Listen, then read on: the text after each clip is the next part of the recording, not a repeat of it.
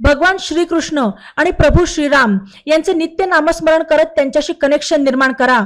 जीवनातील सर्व चिंता निघून जातील. आणि श्रीराम कथा ध्यानपूर्वक श्रवण करा.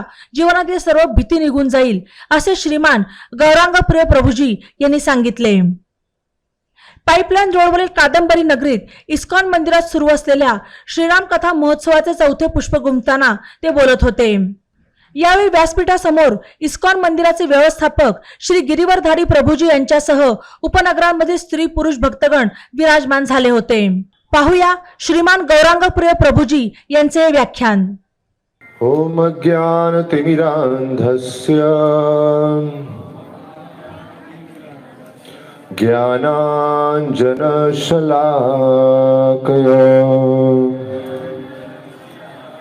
चक्षुरुन्मिलितं येन तस्मै श्रीगुरवे नमः. नमः ओम विष्णुपादाय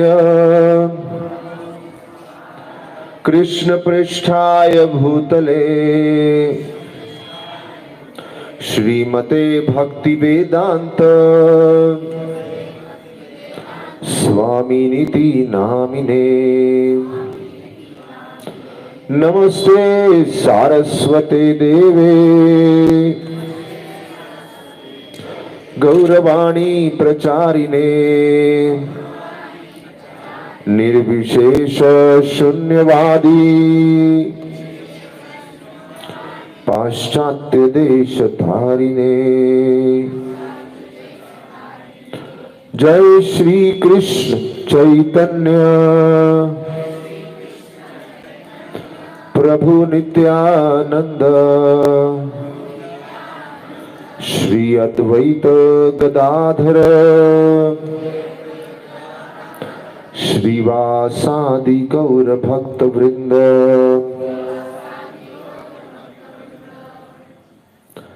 हरे कृष्ण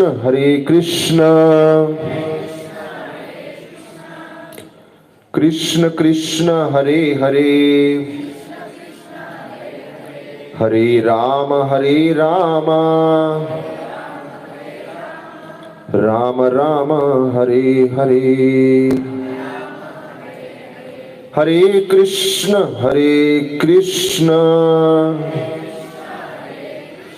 कृष्ण कृष्ण हरे हरे हरे राम राम राम हरे हरे. हरे कृष्ण कृष्ण कृष्ण हरे हरे हरे राम राम राम हरे हरे. हरे कृष्ण. श्री रामचंद्र भगवान की जय. सभी भक्तों का श्री राम कथा के चौथे दिवस में हार्दिक स्वागत है. आइए सब भक्तों का स्वागत करते हैं 3 बार जोर से हरि बोल बोल के. हरि बोल हरि बोल हरि बोल. कल हम देख रहे थे कैसे दशरथ महाराज और वशिष्ठ ऋषि में आपस में वार्तालाप हुआ और एक प्रकार की बहस हो गई. तो सोचने वाली बात है कि दशरथ महाराज इतने बड़े भक्त हैं कि राम जी के पिता बने हैं, तो कोई मामूली भक्त नहीं है. अगर यहाँ पे इस सभा में कोई ऐसा भी व्यक्ति है जो रोज भगवान के नाम का 50 माला जप करता है, 70 माला जप करता है, 80 माला जप करता है, कितना भी माला जप करता हो, लेकिन दशरथ का मुकाबला नहीं कर पाएंगे. दशरथ राम के पिता हैं. और विश्वामित्र एक ऐसे ब्रह्म ऋषि हैं, इतने उच्च स्तर पे हैं. कल या परसों हम विश्वामित्र की कथा भी करेंगे कुछ समय. विश्वामित्र का भी औहदा बहुत ऊंचा है और इधर राम जी के गुरु की भूमिका भी निभा रहे हैं। उनको अस्त्र विद्या, अनेक प्रकार की विद्याएं, मंत्र विद्या देंगे। तो यहां हम सब तो राम के दास बनने का प्रयास कर रहे हैं, लेकिन राम जी के गुरु और राम जी के पिता आमने सामने खड़े हैं और उनमें बहस हो गई। मैं इस बात पे क्यों जोर डाल रहा हूं कि ये मामूली बात है, इस जगत में दो व्यक्तियों के बीच में मतभेद हो जाना, वो कितने ही महान आत्मा क्यों ना हो। सिर्फ उनकी महानता ये है कि जब ऐसा मतभेद हो जाए, सही समय पे किसी का आश्रय लेते हुए उस मतभेद में समझौता करना। तो कभी दो महान शक्तियों में मतभेद हो जाए और आप देखें कि एक महान शक्ति किसी आसक्ति के प्रभाव में आ गई है, जैसे दशरथ महाराज इस समय आसक्ति के चश्मे से देख रहे थे, अटैचमेंट से देख रहे थे, और समाज के लिए क्या उत्तम है वो देख ही नहीं पा रहे थे। ये जगत का स्वभाव है, हम सब समय समय पे आसक्तियों से प्रभावित हो जाते हैं। आप में से कितने लोगों को आसक्ति शब्द का मतलब मालूम है? हाथ ऊपर कीजिए। लगभग 80% लोग को मालूम होगा। अभी आसक्ति, अटैचमेंट, और कौन सा शब्द होता है मराठी में, क्या बोलते हैं? अपने पड़ोसी से पूछ लो, मुझे भी नहीं मालूम। कुछ लोग हाथ ऊपर नहीं किए। तो आसक्ति, अटैचमेंट, किसी चीज से आप बहुत अटैच हो जाओ, और तो मुझे कुछ शब्द नहीं मालूम। लेकिन राम जी से दशरथ महाराज बहुत अटैच थे। तो इस बात का ध्यान रखना, दो महान हस्ती हैं, लेकिन मतभेद भी है, अटैचमेंट भी है। और जब ऐसा हो जाए, मतभेद हो जाए, किसी तीसरे महान व्यक्ति का सहारा लेना पड़ता है। कभी घर में पति पत्नी में मतभेद हो जाए, किसी और बड़े बुजुर्ग का सहारा लेना पड़ता है। किसी बाहर से किसी रिश्तेदार को बुलाना पड़ता है, झगड़ा हो गया। दो भाइयों में झगड़ा हो जाए तो किसी समझदार व्यक्ति को बुलाना पड़ता है। ऐसे ही यह वशिष्ठ को बुलाया था। और एक बड़ी सुंदर बात है, विश्वामित्र बोल रहे थे केवल राम काफी है सभी राक्षसों को मारने के लिए। लेकिन विश्वामित्र, दशरथ महाराज बोलते हैं अकेला राम क्या कर पाएगा, मैं तो खुद आता हूं पूरी सेना लेके। क्यों? क्योंकि मैं अनुभवी हूं, मुझे जीवन का अनुभव है। राम बच्चा है, उसको अनुभव नहीं है। विश्वामित्र बोलते हैं अरे राम को अनुभव नहीं है, मैं मानता हूं, लेकिन राम की पवित्रता बहुत है।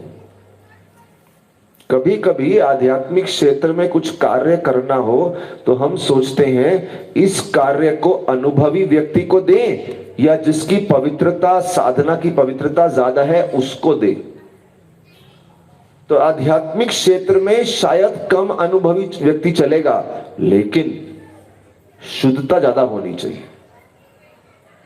किसी को कला ना आती हो, किसी को अनुभव ना हो जीवन का, लेकिन अगर हृदय शुद्ध है उस व्यक्ति का, भगवान के प्रति प्रेम है, अपनी साधना में उसकी घनिष्ठता, उसका कंसिस्टेंसी है, उस व्यक्ति को चुनते हैं।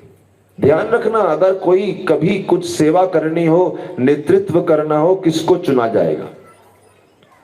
और दूसरा, इस जगत में लोग सोचते हैं अगर अधिक मात्रा में कुछ है तो अच्छा है। दशरथ बोले मेरी पूरी सेना आएगी, विश्वामित्र बोले नहीं, एक राम काफी है।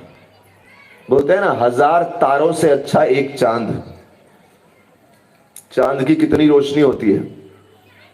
बोले एक व्यक्ति जिसकी क्वालिटी अच्छी है वो क्वांटिटी से ज्यादा इंपॉर्टेंट है। इतने सारे लोग लाके क्या करेंगे, लेकिन राम जी की ऐसी क्वालिटी है, राम जी ऐसे हैं, अकेले आ गए तो बस और कुछ नहीं चाहिए। देखिए, जब दशरथ महाराज को अपना राज्य छोड़ना था और राम को राजा बनना था, तो उस समय सब लोग राम जी का नाम सुन के इतने उत्साहित हो गए। दशरथ सोचे अभी तो मैं गद्दी पे बैठा हूं, मुझे गद्दी से उतार के राम जी को बिठाने में इतना क्या उत्साह है, मैं अच्छा नहीं हूं क्या? अगर सोचो ना, कोई एक गद्दी पे बैठा है और दूसरे के आते ही सब इतने उत्साह हो जाए, बोले आप उतरो, दूसरे को बिठाओ, दूसरे को बिठाओ। बोला मैं नहीं हूं क्या इस लायक? सारे के सारे अयोध्या के निवासी बोले कि हमारी परिस्थिति ऐसी है जैसे एक गाय ने 2 बछड़ों को जन्म दे दिया हो एक साथ। वो सोच रही है मैं इसको प्रेम दूं या इसको प्रेम दूं। जैसे अभी हम एक भक्त को बता रहे थे कि 2 भक्त खिचड़ी बना के ले आए, बोले हमारा खिचड़ी खाओ, हमारा खिचड़ी खाओ। दोनों खिचड़ी प्लेट में पड़ी थी और दोनों खिचड़ी इतनी स्वादिष्ट थी और वो बोल रहे थे कि आपको दोनों में से जौन सी अच्छी लगे वो खाओ। अभी दोनों में इतना स्वाद है, व्यक्ति सोच रहा है मैं ये चम्मच खाऊं या ये चम्मच खाऊं। तो दशरथ और राम दोनों ही बहुत विशेष हैं, लेकिन राम जी कुछ है ही ऐसे स्पेशल। एक और सुंदर बात, दशरथ बोले अरे मेरा बेटा नहीं आ सकता, मेरे बेटे का नाम राजीव लोचन है। क्या नाम है? जोर से बोलिए। राजीव लोचन यानी कमल नेत्र। कमल का स्वभाव होता है जैसे ही रात्रि होती है कमल का फूल बंद हो जाता है, मेरे बेटे की आंखें जैसे ही सूरज ढलता है आंखें बंद हो जाती है। और आप बोल रहे हैं राक्षसों को मारना है, राक्षसों को तो रात को मारना होता है, मेरा बेटा तो सो जाएगा, तो कैसे मारेगा रात को? विश्वामित्र बोले बिल्कुल सही बोले, आपका बेटा राजीव लोचन है और कमल का पुष्प सूर्य उदय के साथ खिलता है। ऐसे ही जब आपके बेटे की आंखों की रोशनी, आंखों का जो दृष्टि है वो वन पे पड़ेगा तो राक्षस जो अंधकार के समान है वो नष्ट हो जाएंगे और आशा का सूर्य उदय होगा। तो ऐसा करके बड़ा सुंदर वार्तालाप चल रहा है दोनों में। और बीच में जो वशिष्ठ आते हैं वो बड़ी सुंदर बात बोलते हैं दशरथ महाराज, जैसे मैंने कल आपको संक्षिप्त में बताया, बोले दशरथ महाराज आपने दान दिया था, दान देके आपने इतनी महिमा बना ली थी, अपना नाम इतना प्रसिद्ध कर लिया था, सबसे बड़े दानी दशरथ महाराज।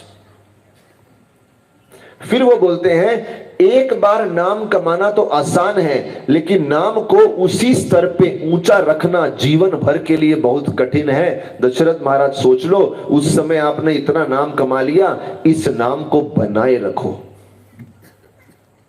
आपको 2 दिन पहले मैं बता रहा था सबसे बड़ा धन क्या है, उन दिनों बताया आशीर्वाद, परसों बताया। आज मैं इस कथा के दृष्टिकोण से बताता हूं। वशिष्ठ बोलते हैं दशरथ को, अगर किसी ने अपना अच्छा नाम कमाया है धार्मिक कार्यों से,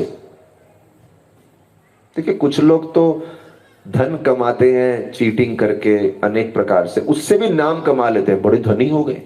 ना कान पैसा कैसे कमाया? घोटाले करके, गड़बड़ करके पैसा कमा लिया। यहां पे वो प्रसिद्धि की बात नहीं कर रहे, यहां बोल रहे हैं जो प्रसिद्धि कमाई है पवित्र जीवन प्राप्त करके, वो नाम खराब मत होने देना। एक उम्र के बाद ये बात इंपॉर्टेंट नहीं होती कि धन कितना कमाया है, सभ्य समाज में ये इंपॉर्टेंट होता है कि आपने नाम कितना कमाया है। नाम मतलब पवित्रता का नाम, धर्म का नाम, आपने अपने धर्म का पालन करके जो लोगों में श्रद्धा जागृत की है। इसलिए बोलते हैं जाने दो ना, राम जी को जाने दो। अरे विश्वामित्र का अनुभव है, राम की पवित्रता है, दोनों मिलके सब संभाल लेंगे। और विश्वामित्र के पास इतने सारे अस्त्र हैं, कुछ प्रॉब्लम हो गई तो विश्वामित्र तो है ही, लेकिन प्रॉब्लम होगी ही क्यों? विश्वामित्र तो कर सकते हैं, लेकिन फिर भी राम को लेने आया। अरे राम की शक्ति को समझो, हमारे साथ श्री रघुनाथ तो किस बात की चिंता। बोलेंगे मेरे पीछे, हमारे साथ श्री रघुनाथ तो किस बात की चिंता। बोलिए,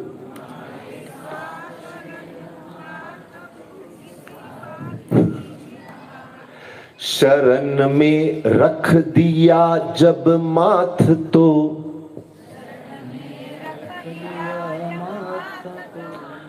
मस्तिष्क शरण में रख दिया ना।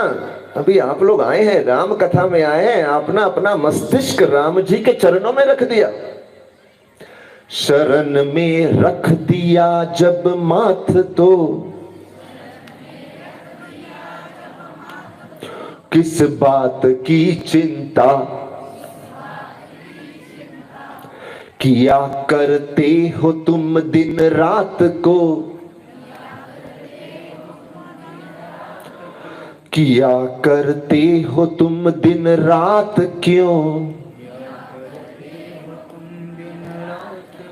बिन बात की चिंता।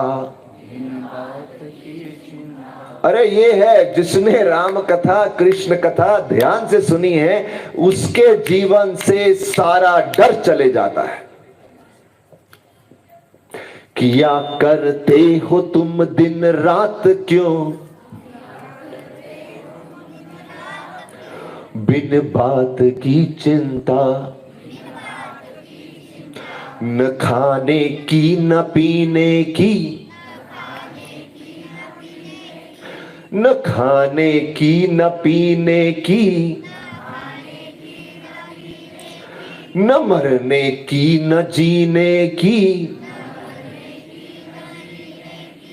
न मरने की न जीने की। किया करते हो तुम दिन रात क्यों, बिन बात की चिंता। सब लोग हाथ जोड़िए, आंखें बंद कीजिए, जो मैं बोल रहा हूं इस पे ध्यान दीजिए। तेरे स्वामी को रहती है, तेरे स्वामी को रहती है, तेरी हर बात की चिंता,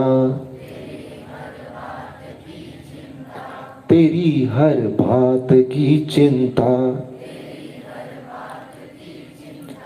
हमारे साथ श्री रघुनाथ तो किस बात की चिंता, हमारे साथ श्री रघुनाथ तो, हमारे साथ श्री रघुनाथ तो, किस बात की चिंता, किस बात की चिंता। किया करते हो तुम दिन रात क्यों, किया करते हो तुम दिन रात क्यों, बिन बात की चिंता, बिन बात की चिंता। जय श्री राम। क्यों चिंता करते हो? दशरथ महाराज विश्वामित्र को बोलते हैं ठीक है ठीक है, मेरे बेटे को ले जाओ। एक तो दशरथ महाराज को बड़ी संतुष्टि होती है, क्योंकि एक सुख होता है अपनी इच्छा पूरी करके, और एक सुख होता है दूसरों की इच्छा पूरी करके। दशरथ महाराज मन से तो दुखी थे कि पुत्र चले गए, लेकिन हृदय से बहुत संतुष्ट थे। बहुत सुंदर बात है, मन से दुखी थे कि राम चले गए, लेकिन हृदय से बहुत संतुष्ट थे। अब ये मत पूछना कि हृदय और मन में क्या अंतर है। बात यह है कि एक सुख है, एक संतुष्टि है। एक सुख अपनी डिमांड पूरी करके आता है, एक संतुष्ट दूसरे को खुश करके आता है ना। कभी कभी आपको कोई सेवा करनी है, आप सेवा को पकड़, ये सेवा मैं ही करूंगा, दूसरा बोल रहा है नहीं मैं करूंगा, आप बोलो ठीक है आप कर लीजिए। तो एक खुद पकड़ के आनंद आता है, एक दे के आप कर लीजिए, उसमें एक अलग संतुष्टि आती है। दशरथ महाराज विश्वामित्र को बोले, आप मेरे बेटे को ले जाओ, लेकिन मैंने सुना है आप बहुत कड़क ऋषि हैं और मेरा बेटा बड़े प्रेम से पला, बहुत ही इंग्लिश में बोलते हैं पैम्पर्ड चाइल्ड है, बड़े लाड प्यार से पाला है, और आप कठोर रहेंगे तो बड़ी कठिनाई हो जाएगी, थोड़ा ममता देना, ज्यादा कठिनाई, ज्यादा कठोर मत रहना। विश्वामित्र बोले, हाँ चिंता मत करो महाराज, कुछ नहीं। लेकिन विश्वामित्र के मन में भी था कठोरता से ही काम लेंगे, क्योंकि क्या होता है देखो, बोलते हैं ना दिया तले अंधेरा, कितने लोगों ने सुना है दिया तले अंधेरा? तो दिए में रोशनी है लेकिन नीचे अंधेरा है। तो क्या होता है, कभी कभी जो लोग, ऐसे ऋषि लोग समाज कार्य में लगे हैं, वो इतने मग्न हो जाते हैं, जो उनके पास वाले होते हैं उनको उनका त्याग भाव, उनकी तपस्या, उनकी पीड़ा का तेज भुगतना पड़ता है। क्योंकि विश्वामित्र इतना सेवा में लगे रहेंगे, बोलेंगे राम तू भी लग जा, लक्ष्मण तू भी लग जा, चल, वो सोचेंगे नहीं राम लक्ष्मण को थोड़ा विश्राम तो करने दो, खुद तो विश्राम करना नहीं है, उनको भी नहीं करने देंगे। तो कभी कभी ऐसा होता है, इसलिए बोलते हैं, लोग सोचते हैं अरे हमें किसी महान व्यक्ति के साथ काम करना है, आसान नहीं होता काम करना, महान व्यक्ति के साथ रहोगे तो वैसी तपस्या करनी पड़ेगी। तो विश्वामित्र बड़े कठोर हो सकते थे, और कठोर इस दृष्टि से थे भी, उनको अपना काम पूरा करना था, राक्षसों को मारना था, सभी ऋषियों का कल्याण करना था। अभी देखिए जब लेके गए, मैंने बोला ना, क्या करते हो तुम दिन रात, क्यों बिन बात की चिंता। दशरथ को चिंता थी, क्या वशिष्ठ ममता, माँ की ममता दे पाएंगे? यहाँ तो 353 माताएं हैं, विश्वामित्र के पास तो एक भी माता नहीं है, कौन देगा माँ का प्रेम? लेकिन जब विश्वामित्र राम जी को लेके गए वन में, और नदी के किनारे, सरयू नदी के किनारे बैठे, जैसे ही बैठते ही विश्वामित्र ने जब राम जी को देखा, अच्छा राम जी को, लक्ष्मण जी को पसीना आ गया था, थोड़ा थक गए थे, महलों में रहने वाले लोग हैं तो थक गए थे, तो पसीना तो आ रहा है। वो देख रहे हैं राम जी को देख के, एक तो राम जी का इतना कोमल स्वभाव, कल वो गा रहे थे, तेरी मंद मंद मुस्कनिया पे बलिहार, राघव जी, बलिहार राघव जी, तेरी मंद मंद मुस्कनिया पे, इतना मुस्कन, उनको देख के कितने कोमल है। मैं 12 साल के लड़के को लेके आ गया, खुद ही सोच रहे थे मैं किया क्या, खुद ही उनके अंदर जो ममता दशरथ महाराज सोच रहे थे नहीं है, वो ममता विश्वामित्र के हृदय में आ गई। राम जी का स्वभाव ही ऐसा है। हमारे एक भक्त हैं, वो एक किसी अपने रिश्तेदार माता जी को एक विग्रह दे आए, बोले इन विग्रह की मूर्ति भगवान की दे, सेवा करो। वो बोली अरे नहीं मैं नहीं करने वाली, कितना इतना कौन सोचेगा, जब भी खाओ भगवान को भोग लगाओ, श्रृंगार करो, आरती करो, मुझसे नहीं होगा। वो रख के चले आए, बोले मैं रख रहा हूं, आपको नहीं करना, चिंता मत करो, यहाँ पड़े रहेंगे ना, खुश रहेंगे, बस आपको देखते रहेंगे, आपको सेवा नहीं करनी, वो देखते रहेंगे। वहां पे विग्रह बिठा के चले गए, विग्रह बैठे हैं, गौरनिताई के विग्रह थे एक्चुअली, और वो बैठे हैं वहां पे। तो वो माता जी 1 महीना तो कुछ भोग ही नहीं लगाया उसमें। 1 महीने बाद सोचती है, खा रही थी एक दिन भोजन, खाते खाते सोचा अरे मैं रोज खा रही हूं और ये देखते रहते हैं मेरे को, बेचारे भूखे हैं 1 महीने से। तो उनके मन में ममता आ गई, बोली बेचारे भूखे हैं 1 महीने से। उन्होंने सोचा ये सब तो नहीं खिला सकती, बिकॉज मैं जो खाती हूं उसमें कांदा लहसुन होता है और वो भगवान को भोग नहीं लगाते, मैं आपके लिए थोड़ा मिश्री दे देती हूँ, खड़ी शक्कर होती है ना, वो दे देती हूँ। खड़ी शक्कर रख दी, 1 हफ्ता खड़ी शक्कर लगाई, उसके बाद सोचने लगी खड़ी शक्कर खा के बोर हो गए होंगे ना, चलो हलवा खिलाती हूँ। ये सच्ची कहानी है, कोई ऐसा मैं बनावटी कहानी नहीं बोल रहा। 1 हफ्ता या 2 हफ्ता कुछ तो उन्होंने हलवा खिलाया। फिर एक दिन उन माता को किसी ने बहुत ज्यादा स्वीट खिला दिया, मिठाई खिला दिया, तो सोचने लगी मैं इतनी परेशान हो गई मीठा खा खा के, तो ये कितने परेशान हो गए होंगे रोज हलवा हलवा हलवा खा के। कभी कभी कुछ खुद पे दुख नहीं आता तो दूसरे का दुख नहीं समझता। फिर उस दिन सोचा लेकिन इनको सब्जी खिलाने के लिए कांदा लहसुन, और मेरे को तो कांदा लहसुन बहुत पसंद है, चलो एक काम करती हूँ, आज से मैं दाल में कांदा लहसुन नहीं डालती, सब्जी में डालती हूँ, इनको दाल चावल खिला दूंगी। और 1 महीना दाल चावल खिलाया, खिलाते खिलाते सोचने लगी अभी इतना कर ही दिया है तो मैं पूरे परिवार के लिए ही कांदा लहसुन बनाना बंद कर देती हूँ।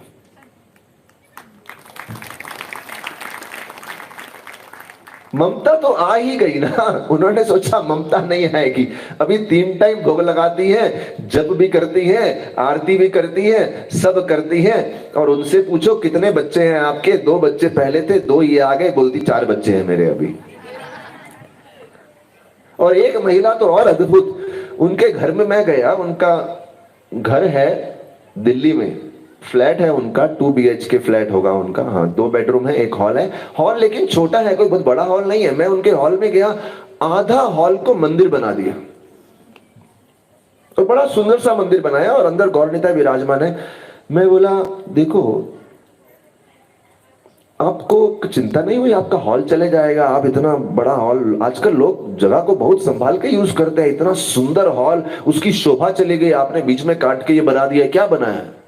मेरे को बड़ा सुंदर जवाब दियो।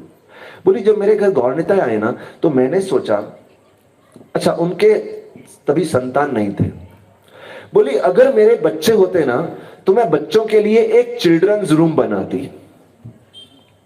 जब गौरनिताई आ गए तो मैंने सोचा जिनके घर में बड़ी जगह होती है वो बच्चों के लिए एक छोटा बच्चों का कमरा बनाते हैं, उसमें खिलौने रखते हैं, बच्चे जाओ खेलते रहो, जो तोड़फोड़ करना है, इधर उछल कूद करनी है करो, आपका कमरा है।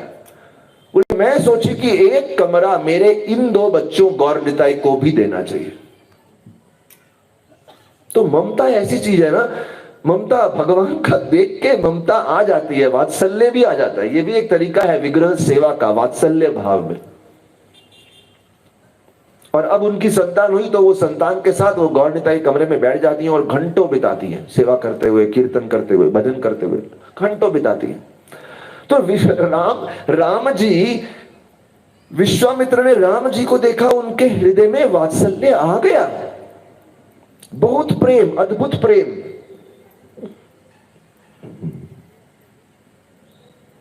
और राम जी को उन्होंने 2 मंत्र सिखाए, बल और अति बल। बोले इन मंत्रों के माध्यम से जब आप ये मंत्र जप करेंगे, इसमें सक्षम हो जाएंगे, आपको भूख प्यास नहीं लगेगी, धूप नहीं लगेगी, थकावट नहीं होगी। क्योंकि उनको लग रहा था ना बेचारे महल से निकाल के ले आया, इतने थक गए। अब यहां पे एक बड़ी सुंदर 2 चीजें हुई। विश्वामित्र ने ये मंत्र केवल राम जी को दिया, लक्ष्मण को दिया ही नहीं। अभी सोचिए 2 भाई बैठे हैं, आपके पास कुछ उपहार है, एक को दिया दूसरे को नहीं दिया, बुरा लगेगा, मुझे क्यों नहीं दिया? उन्होंने एक को दिया, लक्ष्मण को देते तो लक्ष्मण को बुरा लगता। क्यों बुरा लगता? लक्ष्मण को अगर विश्वामित्र देते और राम को भी देते, राम और लक्ष्मण बराबरी के हो जाते, दोनों विश्वामित्र के शिष्य कहलाते। और लक्ष्मण को यह कदापि मंजूर नहीं था कि मैं राम की बराबरी का हो जाऊं, मैं तो राम का ही सेवक हूं। विश्वामित्र राम को दे, राम आगे लक्ष्मण को दे, अगर देना चाहे तो। बहुत सुंदर बात है। बोले हम तो मंत्र लेंगे तो राम जी से लेंगे, राम जी आप विश्वामित्र से ले लो। इतना उनका लॉयल्टी है, अपने जो उनके बड़े हैं, बड़े भाई हैं, उनको उनसे ऊपर जाना ही नहीं है, ऐसी उनकी लॉयल्टी है, वफादारी है। और जब राम जी ने वो मंत्र ले लिया, राम जी तो विश्वामित्र की बराबरी के हो गए। कैसे बराबरी के हो गए? दोनों के पास वही शक्ति आ गई, जो शक्ति मंत्र शक्ति से, क्या नाम गुरु का? विश्वामित्र, उनके पास थी, वही राम जी के पास आ गई। ये भी एक सुंदर बात है। नारद जी, प्रहलाद महाराज बोलते हैं, मेरे गुरु महाराज ने मुझे अपने जैसा बना दिया, मैं उनकी सेवा कैसे छोड़ सकता हूं। देखिए जब आप गुरु से मंत्र लेके बराबरी का बन जाएंगे तो आप सोचेंगे अभी तो बराबरी के होंगे। मुझे याद है जब पहली बार हमने ये कपड़ा पहना, तो हमारे गुरु जी, उनका भी यही रंग का कपड़ा है, हमारा भी यही रंग का कपड़ा है, तो कपड़ा मिल गया तो दिखने में तो लगेगा दोनों बराबर के हैं, लेकिन गुरु तो गुरु है, शिष्य सोच भी नहीं सकता गुरु की बराबरी का। तो एक नए सज्जन आए, उनको क्या मालूम ये गुरु जी हैं शिष्य, वो आके हमारे बोले आपके चरण स्पर्श करना है, आपके चरण। हमें इतना शर्म आया, रे हमारे गुरु जी बाजू में खड़े हैं, आप नहीं नहीं यहाँ भी गुरु हैं, यहाँ भी हैं फलाने। तो सोचिए कोई आपको ऐसी शक्ति दे दे, आपको लगे अभी आप बराबरी के हो गए। राम जी ने सोचा हम अपने गुरु विश्वामित्र की बराबरी के कदापि नहीं हो सकते, हमें ना हमेशा उनकी कृपा पे निर्भर हैं, चाहे बाहरी दुनिया के नजरिए से हम सब बराबर के हैं।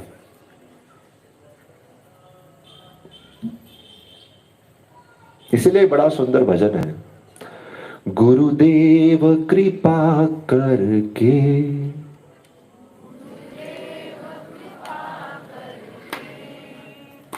मुझको अपना लेना,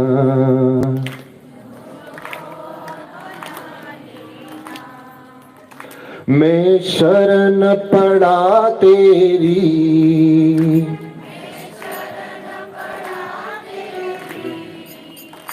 मैं शरण पड़ा तेरी, शरण पड़ा तेरी, चरणों में जगा देना,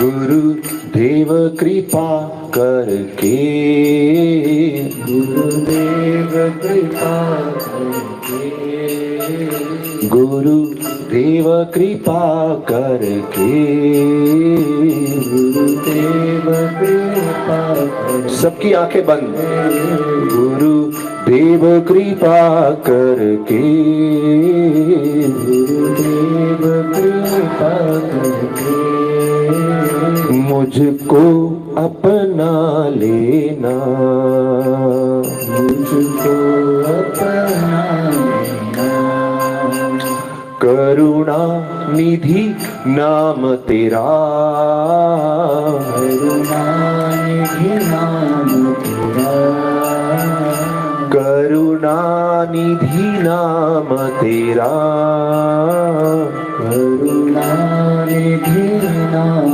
तेरा, करुणा बरसाओ तुम, करुणा बरसाओ तुम, सोए हुए भाग्य को,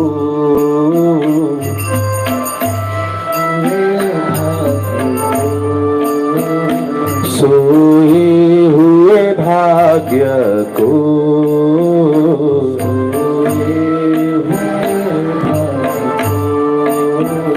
हे नाथ जगाओ तुम,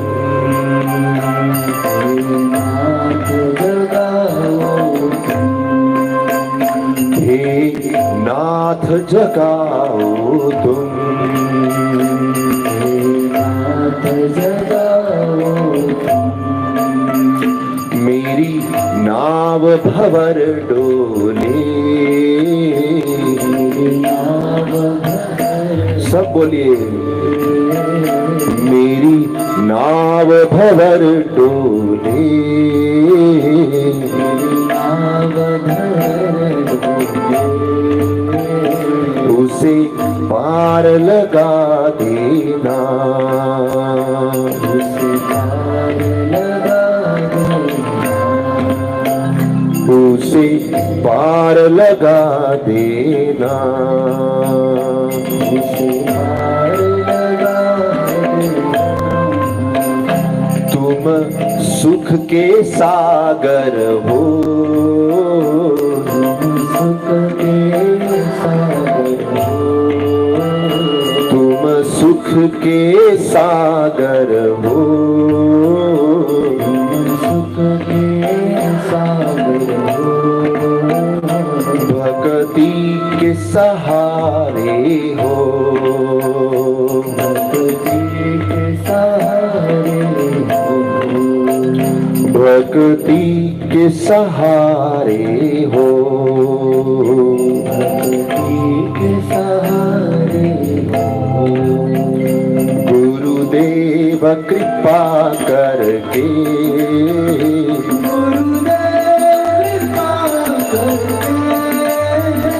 मुझको अपना लेना, बोलिए,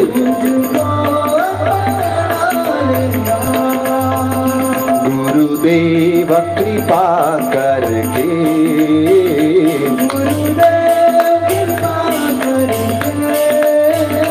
मुझको अपना लेना,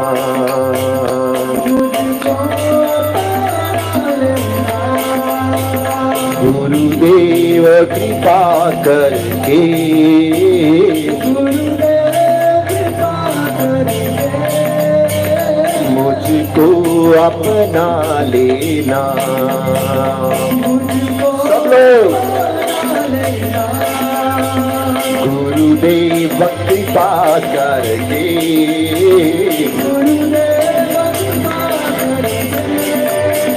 मुझको अपना लेना। सब बोलिए, सब साथ में, गुरुदेव कृपा करके मुझको अपना लेना। गुरुदेव कृपा करके मुझको अपना लेना।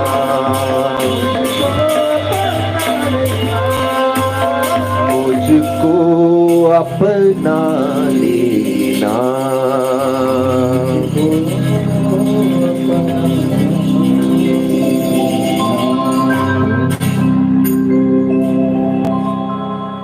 तो ऐसा है, अगर ऐसा भाव रहेगा तो कृपा मिलेगी।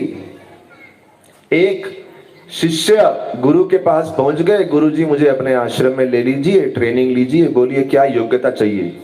गुरु जी बोले चलो गंगा में स्नान करने चलते हैं। गुरु जी स्नान करने ले गए। गुरु जी और शिष्य साथ में स्नान कर रहे थे। शिष्य का सर लिया, जोर से नदी में डाल दिया। शिष्य बुरा, पानी में सांस नहीं, छोड़ो छोड़ो, अभी छोड़ो भी बोल नहीं सकता बेचारा, सर तो पानी के अंदर है। काफी समय शिष्य मरने वाला था, गुरुजी ने छोड़ दिया। थोड़ा समय बाद फिर से डाला, फिर से छोड़ो, अरे मर जाऊंगा, फिर से 3-4 बार किया। शिष्य बोला आप गुरु हैं, कसाई हैं, मुझे तो मारने पे तुले आप। गुरुजी ने बोला आप पूछ रहे थे ना योग्यता क्या चाहिए।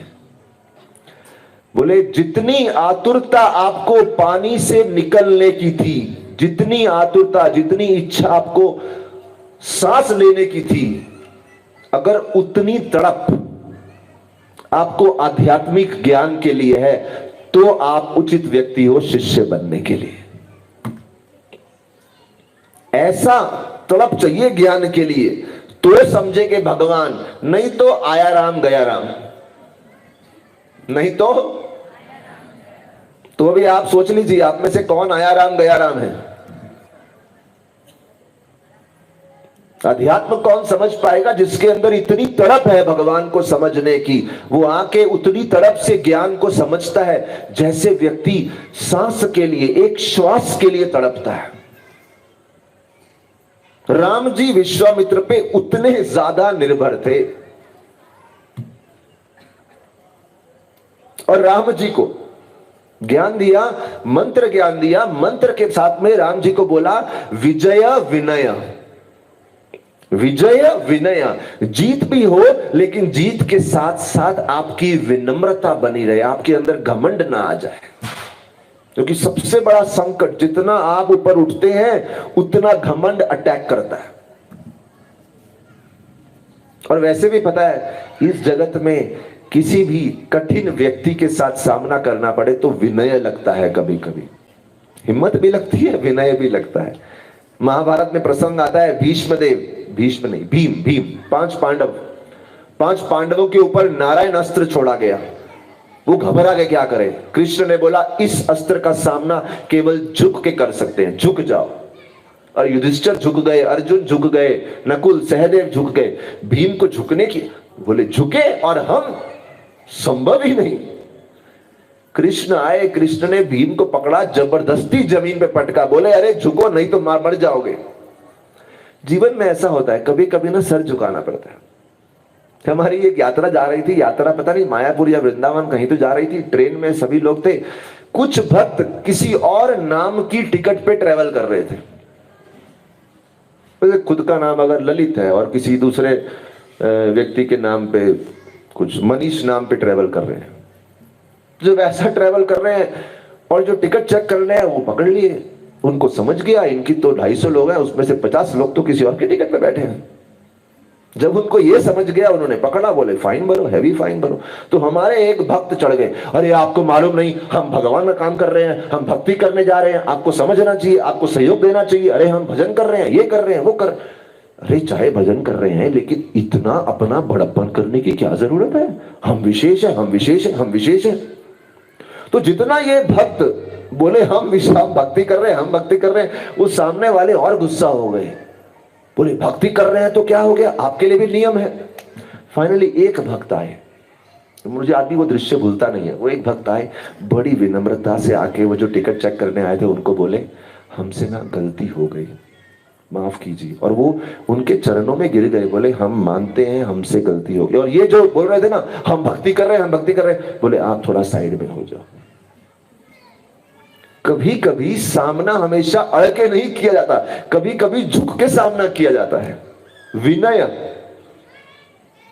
तो विश्वामित्र बोले आपको मैंने मंत्र विद्या दी है, आप विजयी हो, राक्षस का सामना करोगे, लेकिन साथ साथ विनय बनना सीखो, नम्र, विनम्रता। कभी कभी सर झुका के भी युद्ध जीता जा सकता है, हमेशा अड़ियल बन के नहीं। कितने लोग मानते हैं इस बात को? क्या बात है, 100% सबने हाथ ऊपर किया, बहुत अच्छा। आप सबके लिए जोरदार तालियां, बहुत अच्छा। लगभग सभी ने हाथ ऊपर किया, लगता है बहुत अनुभवी लोग हैं। अच्छा, एक प्रश्न पूछता हूं, आपने हाथ तो ऊपर किया, आप में से कितने लोग को कभी ना कभी मालूम होते हुए भी झुकना सही तरीका है, झुकने में कठिनाई हुई है? इसमें हाथ ऊपर कीजिए। अभी थोड़े हाथ कम हो गए ईमानदारी से, लेकिन कुछ लोगों ने हाथ ऊपर किया कि झुकने में कठिनाई होती है, बहुत कठिनाई होती है। धन्यवाद। विजय, विनय। और पता है हर किसी के जीवन में एक ना एक व्यक्ति होगा जो आपको लगेगा ये सबसे कठिन है, ये झुकता नहीं है मेरे सामने। जैसे हिरण्यकशिपु, सब झुकते थे, प्रहलाद नहीं झुकते थे, अच्छे कारण की वजह से, लेकिन प्रहलाद नहीं झुकते थे। तो जीवन में आप कहीं भी नेतृत्व कर रहे हैं, अगर आपके सामने 100 लोग हैं, शायद आपको 70 पसंद करेंगे, 30 नहीं करेंगे, वो 30 आपकी बात नहीं मानेंगे। आपको इस रियलिटी के साथ जीना है। घर में अगर 5 सदस्य हैं, 3 आपकी बात मानेंगे, 2 नहीं मानेंगे, हो सकता है, ये तो स्वभाव है। तो सामने आपको लगेगा बस ये व्यक्ति बहुत कठिन है। अरे सबके लिए कठिन है। ब्रह्मा जी के सामने भी कोई था, शिव जी के सामने भी कोई था, दक्ष के सामने शिव थे, हिरण्यकशिपु के सामने प्रहलाद था। सबके लिए जीवन में एक व्यक्ति था जो उनकी बात मानने को तैयार नहीं है, इसलिए विनय लगता है। और हिरण्यकशिपु अड़ियल थे, रावण अड़ियल थे, सहन नहीं कर पाए। दुनिया भर की अप्सराएं रावण के महल में थी, एक सीता ने बोला कि मैं तुम्हें स्वीकार नहीं करती, रावण से सहन ही नहीं हुआ। अरे वो खुश बेचारा, मतलब उसके पास कोई कारण ही नहीं था, फालतू में क्यों सीता को लेके आए? जीवन चल रहा था अच्छा, सोने की लंका थी, सब कुछ था, दुनिया भर की अप्सराएं थी, सारे ग्रह उनके चरणों में थे, सारे के सारे उनके राक्षस कुल पूरा उनको सम्मान करता था, सब झुकते थे। विभीषण भी शांति से जप करते रहते थे, वो कुछ डिस्टर्ब नहीं करते थे, कमरा था उनका, वहां जप कर रहे हैं महल में, कोई समस्या नहीं। क्या जरूरत थी अपने पांव पे कुल्हाड़ी मारने की? लेकिन जब तक सीता झुकेगी नहीं, शांति नहीं। क्या बोलेंगे ऐसे प्राणी को? मूर्ख प्राणी, यही बोल सकता हूं मैं अभी तो। और हम सब ये मूर्खता कभी ना कभी करते हैं। एक व्यक्ति हमारा साथ ना दे, वहीं पे हमारा दिमाग गर्म हो जाता है, अरे कैसे नहीं, अरे इतने सारे सुखी होने के कारण है, एक साथ नहीं दे रहा, जाने दो उसको अपना जीवन जीने दो। और उसी को लेके पकड़ के रखते हैं हम लोग। इसलिए जीवन में ये कठिन दौर आते हैं ना, ये आपको मैच्योर बनाते हैं। इसलिए अनुभव भी इंपॉर्टेंट है। जो अनुभव से गुजरा है वो समझते हर परिस्थिति में जीना सीखना चाहिए। अच्छा, राम जी को वन में लेके सरयू नदी के तट पे लिटा दिया। अभी सोचो, राम जी महलों में रहने वाले, कभी सरयू नदी के तट पे। हाँ, विश्वामित्र ने एक चीज देख लिया कि चलो जहां पे हरी हरी घास होगी ना, वहां लिटाएंगे, कम से कम कुछ तो आराम मिलेगा। बेचारे 2 बालक है, लेके आ गया उनको मैं, 12 साल के बालक, उतना तो देंगे। लेकिन राम जी को ये सब तपस्या का जो ट्रेनिंग था ना, ये काम आया। कल को जब वनवास में जाना पड़ा, राम को तकलीफ नहीं हुई, पहले से ट्रेंड थे। गुरुओं के साथ रहे हैं, वशिष्ठ के साथ रहे हैं, विश्वामित्र के साथ, उनको तपस्या की आदत थी। जीवन में कभी कभी कठिन समय से गुजरना अच्छा होता है, आगे के लिए हमको ट्रेन करता है। ऐसे नहीं राम राजा बन गए, राजा बनने से पहले बहुत कुछ देखा है जीवन में। हम आपको एक अनुभव बताते हैं, छोटा सा, बड़ा अच्छा अनुभव है। हम हमेशा हम जैसे हमने बताया कल या परसों कि हमारे तो पिताजी डॉक्टर, दादाजी डॉक्टर, कभी तपस्या देखी ही नहीं थी, घर में महलों में रहे थे। तो जब अभी हम इस्कॉन में आ गए तो एक दिन हमको बोला आपको पद यात्रा में चलना है। पद यात्रा? हम तो यहां से वहां तक चल के ना जाएं, गाड़ी ही चाहिए अपने को। बोले पद यात्रा कितना देर चलाएंगे पता नहीं। तो मन में बड़ा गुस्सा आ रहा था, लेकिन बाहर से बोल नहीं सकते, बिकॉज अभी बोला है कि यहां रहना है आश्रम में, तो जो कह रहे हैं करना है। और एक जगह लेके गए, बोले ये स्कूल है, स्कूल का आंगन है, बिल्कुल जैसे ये जैसे मंदिर है ना, मंदिर के बाहर ये क्या बोलते हैं इसको, बेसिकली सम प्लेटफॉर्म ऐसा बना हुआ था। वहां पे बोले सब सो जाओ, यहाँ 25 लोग थे, सब सो जाओ ऐसी रात को। ना तो पंखा नहीं, कोई मच्छरदानी नहीं, कुछ नहीं, और जंगल है पूरा, और चंद्रमा धीरे धीरे बढ़ रहे हैं। जिस दिन हम आए थे तो दिख ही नहीं रहे थे, सब देखिए चंद्रमा, और उस दिन वहां दिख रहे थे, अभी तो ऊपर। वो रात जो थी, एक रात जो पहली बार मैंने किसी गांव में, मैंने जिंदगी में कभी गांव नहीं देखा था, सिर्फ शहर देखा था, वो गांव कभी देखा नहीं, उन्होंने वहां लिटा दिया। और वो अमावस की रात थी, तो मतलब पूरा रोशनी ही नहीं कहीं पे। और मुझे लगा था पदयात्रा लेके जाएंगे तो किसी गांव में किसी के घर पे सुला देंगे, किसी घर पे भी नहीं। घर से बाहर जंगल में एक स्कूल था, वो 4 दिन से बंद था, वहां कोई आदमी नहीं आया, वहां जब सब सो गए, सबके सब वहां पे लेट गए सब साथ में। अभी वहां जब सो गए, मेरे को तो नींद ना आए, और रात को ऐसे आंख खुली और कुछ नहीं दिख रहा, बिल्कुल अंधकार। अच्छा, और उस समय, ये उन दिनों की बात है जब मोबाइल नहीं हुआ करते थे लोगों के पास, तो आपके पास टॉर्च भी नहीं थी। कहीं जाना हो, कहीं टॉयलेट जाना है, वॉशरूम जाना है, वॉशरूम तो क्या जंगलों में ही जाना है, जो भी है जंगल है पूरा, उसमें सुला दिया। और रात को आंख खुली, आंख भी नहीं खुली, ऐसा महसूस हुआ कि छाती पे कुछ तो कोमल कोमल चीज है। और मेरे बाजू वाले जो सोए थे, और मैं आंख खोलने का मन नहीं कर रहा, बिकॉज थकावट इतनी है, इतना थक गए हैं, चल चल के इतना थक गए हैं। मतलब ये अनुभव मुझे इतना भयानक लगा, मैं कभी भूलता नहीं हूं, 1000 बार बोल चुका हूं। तो मुझे लगा नींद में इनका हाथ मेरे छाती पे आ गया। हम लोग छोटे थे उस समय, वो छोटे मतलब युवक, इतना 22-23 साल के होंगे। तो मुझे लगा इनका हाथ, मैं आंख बंद में सोच रहा हूं इनका हाथ इतना कोमल कैसे हो गया। तो थोड़ा डर के आंख खोल ही नहीं, और आंख खोलने की हिम्मत नहीं थी कि पता नहीं क्या निकलेगा वो जो कोमल कोमल लग रहा है। तो देखा कि हम दोनों के बीच में एक कुत्ता आके सो गया, और मैं जीवन में कभी कुत्ते के साथ नहीं सोया। वो तो बड़ा भयंकर, कुत्ते के साथ सोना बहुत, मेरे को आजकल लोगों को आदत है, घर पे हम लोग को आदत नहीं थी ऐसे कुत्ते को साथ लेके सोना। और वो कुत्ता अपना आके ऐसा अपने हाथ ऐसे छाती पे डाल रहा है। तो मैं जैसे ही उठा, चिल्लाया, और मैं चिल्लाया, इतना जोर से चिल्लाया, एक भी व्यक्ति नहीं उठा नींद से, क्योंकि सब पदयात्रा से आगे सोए पड़े थे सब। मेरे दूसरा व्यक्ति तो खराटे ले रहा था जोर जोर से। तो ये कुत्ता उड़ता हुआ गया, क्योंकि मैं ऐसे हाथ मारा, वो छोटा कुत्ता उड़ता हुआ गया। थोड़ी देर बाद देखा, वो जो मेरे यहाँ पे साथ 8वां व्यक्ति होगा मेरे दूर वहां से, उसका पांव वो कुत्ता चबा रहा था, और वो व्यक्ति इतना जोर से खराटे ले रहा था, नींद में उसने कुत्ते को लात मारी, कुत्ता उड़ता हुआ गया, और वो व्यक्ति करवट बदल के फिर सो गया। वो उसको समझा नहीं कि कुत्ता उसका पांव चबा के चला गया। मैं बोला मैं तो नहीं सो सकता ऐसा, तो हम उठ गए। अभी उठ के जाए भी क्या, थोड़ा दूर गया, मैं बैठ गया जप करने के लिए। मैं बोला चलो जप करते हैं, अभी रात भर जप करते हैं, जब तक सूर्य उदय नहीं होंगे मेरे को नींद नहीं आएगी, ऐसे अंधकार में नहीं सो सकते। थोड़ा दूर गए, जप करने बैठे, अभी जप करने एक माला शुरू ही गई थी, आप सोच नहीं सकते, बिल्कुल पास इतना मोटा सांप, और वो सांप चल रहा है, पता नहीं क्या। उसको भी उसी दिन आना था, अमावस की रात है, सब सोए हैं, मैं जंगल में अकेला हूं, नींद बुरी तरह से आ रही है। और जब सांप देख लिया उसके बाद मैं बैठ नहीं जगा सका, बिकॉज बैठ जाएंगे तो हम आगे देख सकते हैं, पीछे नहीं देख सकते। पीछे से सांप आया तो उसके बाद मैंने सोचा अभी रात भर खड़े रहूंगा और चलता रहूंगा। थोड़ा चला, चलते चलते लगा सांप पीछे से आ गया, पीछे मुड़ लिया, इधर मुड़ा। रात भर यही तांडव चलता रहा, इधर से उधर से उधर से उधर से उधर।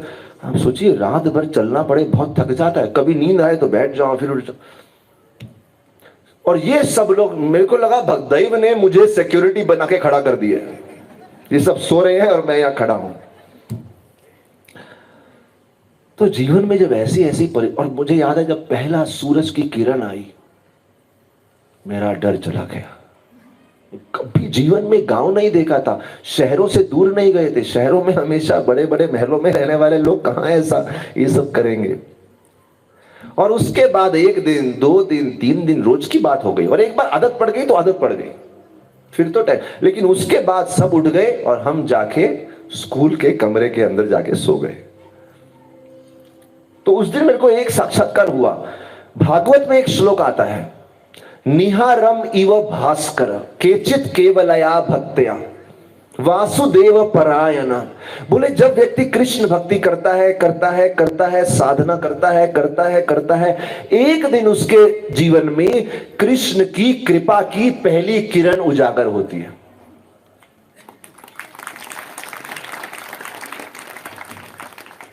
अभी तो मेरी बात पूरी नहीं हुई, आपने पहली ताली लगा दी।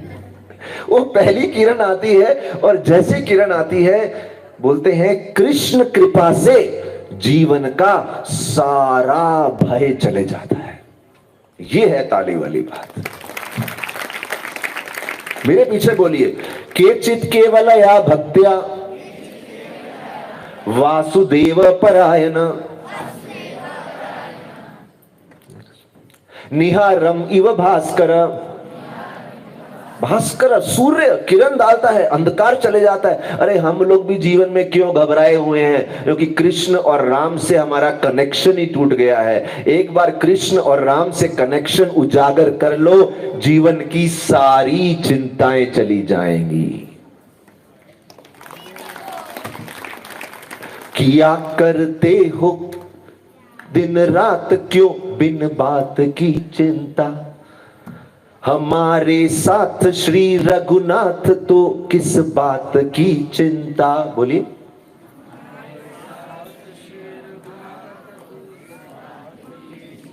अरे रघुनाथ है, चिंता की बात क्या। और इसीलिए विश्वामित्र उनको ट्रेनिंग दे रहे हैं, अरे सो जाओ, इसका भी आदत डाल लो जीवन में कब। और इसीलिए जब वनवास हुआ, अभी ये भी सुनने वाली बात है, जब वनवास हुआ, एक सबसे सुंदर बात जो रामायण की है, राम जी को दशरथ महाराज ने बोला आओ आपको हम राजा बनाते हैं। दशरथ बोले जो, राम बोले जो आ गया। कुछ ही घंटे बीते थे, दशरथ महाराज ने फिर से बुलाया, राम जी आपको ना वनवास में जाना है। माता कैकेयी ने बोला, जब बोला वनवास में जाना है 14 वर्ष, राम जी जब बाहर आए, जैसे ही राम जी बाहर आए, देखिए आप सब जैसे बैठे हैं ना, ये दशरथ महाराज कक्ष था, अंदर राम जी अकेले गए थे। तो सब लोग देख रहे थे, अरे राम जी को बुलाया, राम जी को, क्या खास बात होने वाली है, कल के उत्सव की बात होने वाली है, कल राज्य अभिषेक होने वाला है, कल राम राजा बनेंगे, हमारे राम राजा बनेंगे। सब इतने खुश थे, सब एकत्र हो गए थे। कोई सजा रहा था, कोई दीप जला रहा था, दीप जला के दिवाली मैं मनाऊंगी, अनेक श्रृंगार चल रहा था। ये सब जो चल रहा है, इसके बीच में राम जी गए, और जब राम जी बाहर आए, राम जी के चेहरे की चमक, बोलते हैं ना ये चमक ये धमक, राम जी के चेहरे की चमक ऐसी 10 गुना बढ़ गई थी। सारे लोग सोच रहे थे इनके पिताजी से इनकी क्या बात हुई होगी, ऐसी क्या बात हुई है राम जी की। और जब सारे ये सोच रहे हैं, किसी को एक हल्का सा भी हिंट नहीं है कि राम जी को वनवास दे दिया गया। सबने केवल ये देखा कि राम के चेहरे की चमक बढ़ गई है कि नहीं? अद्भुत बात। किसी को मालूम नहीं, अंदर सब कुछ छिन गया है। और जब बिना मालूम सबने नोट किया, वास्तविक किताबी बात तो नहीं है। राम जी की चमक क्यों बढ़ी? राम जी को यह नहीं रहा था कि हम महलों में रहें या झोपड़ी में रहें, हम महलों में रहे या झोपड़ी में रहे। राम जी का आनंद तो केवल इसमें था कि हम जहां भी रहे दशरथ महाराज और अपनी माताओं के दास बन के रहे। ये बात भी वैसे ताली बजाने योग्य है,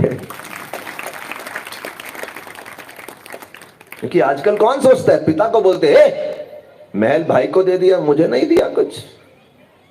उनको ये नहीं था महलों में रहे या झोपड़ी में रहे, उनको था पिता के दास बन के रहे, मां के दास। और ये इतना सुंदर गुण है, मैं बता रहा हूं, हम सबके लिए बहुत कठिन है अपने वरिष्ठों का ऐसा दास बनना। जिनमें ये गुण होता है उनके चरणों में प्रणाम करना चाहिए हमें, लेकिन कम से कम प्रेरणा तो ले सकते हैं, थोड़ा बहुत तो कर सकते हैं। आप में से कितने लोग कभी ना कभी अपने वरिष्ठों का दास बनने में कठिनाई हुई है, आपका मन नहीं माना उनकी बात पालन करने में? यस, कठिन होता है बहुत। इसलिए ये ट्रेनिंग राम कथा से हम ले रहे हैं। सीताराम सीताराम सीताराम कहिए, बोलिए।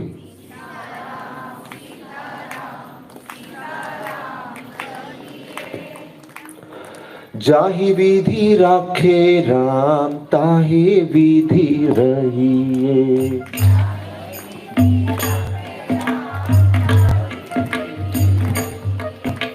जाहे विधि राखे राम ताहे विधि रहिए। जाहे विधि राखे राम ताहे विधि रहिए।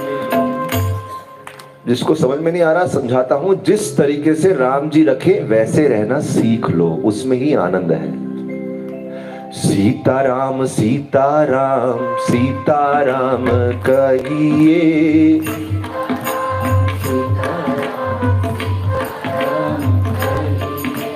जाहे विधि राखे राम ताहे विधि रहिए। जाहे विधि राखे राम ताहे विधि रहिए। मुख में हो राम नाम राम सेवा हाथ में।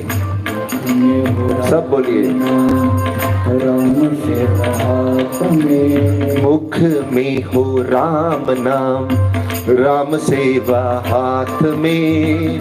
मुख में हो राम नाम राम सेवा हाथ में। तू अकेला नहीं प्यारी राम तेरे साथ में। तू अकेला नहीं प्यारी जय हो।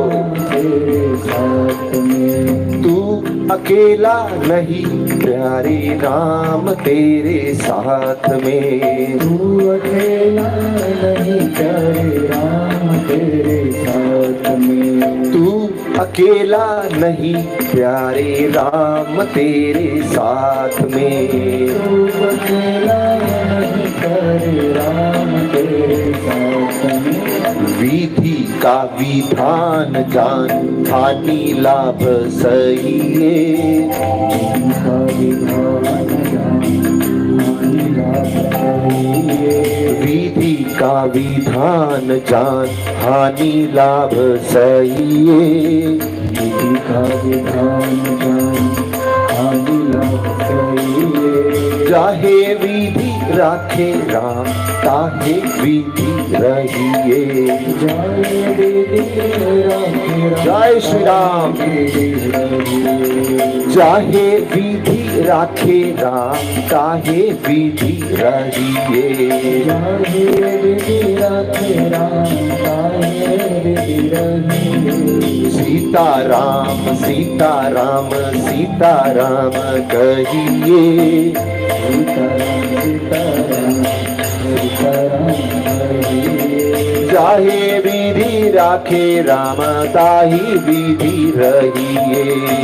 जाहे विधि राखे राम ताहे विधि रहिए। किया अभिमान तो फिर मान नहीं पाएगा। अभिमान तो फिर मान नहीं पाएगा। है ना कितना सुंदर। अभिमान क्या है? हम डिमांड करते हैं हमारा सम्मान करो, सम्मान चले जाता है। अभिमान रखेंगे तो सम्मान नहीं मिलेगा। किया अभिमान तो फिर मान नहीं पाएगा।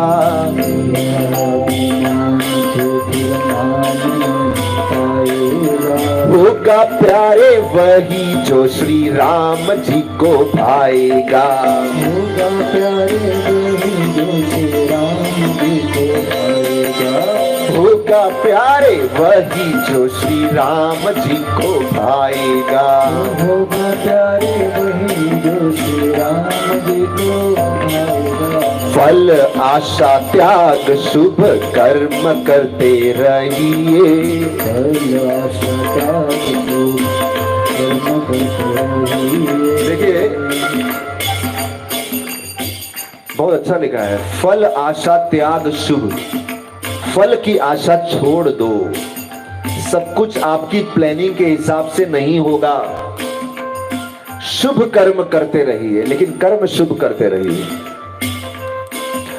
फल आशा त्याग शुभ कर्म करते रहिए। फल आशा त्याग शुभ कर्म करते रहिए। विधि राखे राम ताहे विधि रहिए।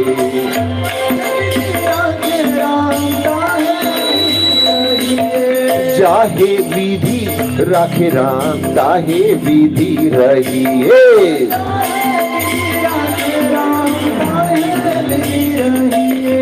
जिंदगी की डोर सो हाथ दीनानाथ के।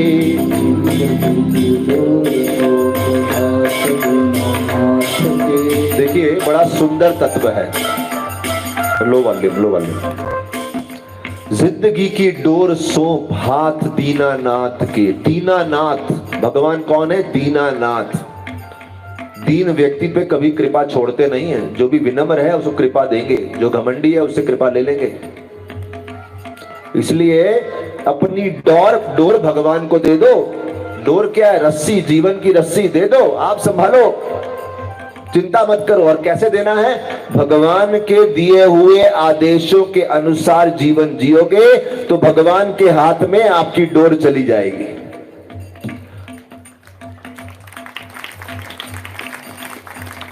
और आप देखो कृष्ण ने अर्जुन के रथ की डोर संभाल ली थी।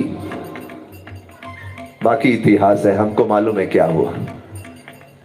अर्जुन जीत गए। क्यों हम डरते हैं भगवान के दिए हुए नियमों को पालन करने में? क्यों डरते हैं? क्यों घबराते हैं? क्यों हिचकिचाते हैं? क्यों भगवान के नाम को अपने हाथ में नहीं पकड़ते? कितने लोग बोलते हैं कि हम बोले रोज बैठ के आधा घंटा 1 घंटा भगवान का नाम जप किया करो। भारत में एक बीमारी है, लोग बोलते हैं नहीं प्रभु जी मैं ना अपने मन में रोज जप करता हूं। अरे थोड़ा माला पे कर लो। नहीं प्रभु जी मैं भी करती हूं, अपने मन में तो 24 घंटा करती हूं। बजाते रहो, अच्छा लग रहा है थोड़ा हल्का हल्का। बोले मैं तो करती हूं मैं। अरे भाई आप करते हो, लेकिन भगवान गीता में कम से कम 5 बार श्लोक बोलते हैं अभ्यास करो, अभ्यास करो, माला पे जप करो। अभ्यास शब्द का इतनी जगह यूज किया है शब्द। आज ही मैं सुबह प्रवचन दे रहा था ऑनलाइन जूम पे। मैं उनको बता रहा था कि अरे कहां लिखा, लोग बोलते हैं गीता में कहां लिखा है? अरे गीता में कितनी जगह लिखा है अभ्यास योगेन युक्तेन, अभ्यास से अभी असमर्थ, बहुत सारे दिए हैं। अभ्यास करो, अभ्यास करो, अभ्यास करो, अभ्यास करो। और जब माला जप करते हैं, अभ्यास करते हैं हर रोज, इसलिए मैं जब कार्यक्रम करता हूं उसको नाम देता हूं जप अभ्यास कार्यक्रम। तो जब जप करते हैं ना तो भगवान को दे देते हैं। जिंदगी की डोर सौंप हाथ दीनानाथ के।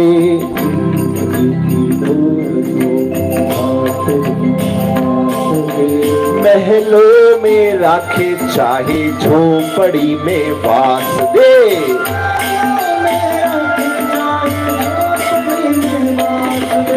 महलों में राखे चाहे झोपड़ी में वास दे।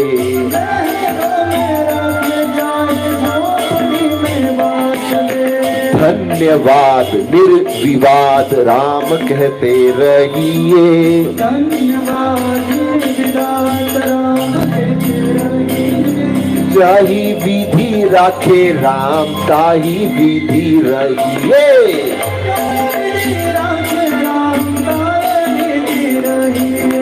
आशा एक राम जी से दूजी आशा छोड़ दे।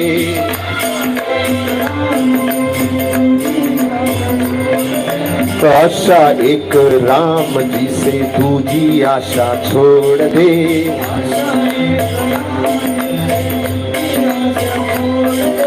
नाता एक राम जी से दूजे नाते तोड़ दे।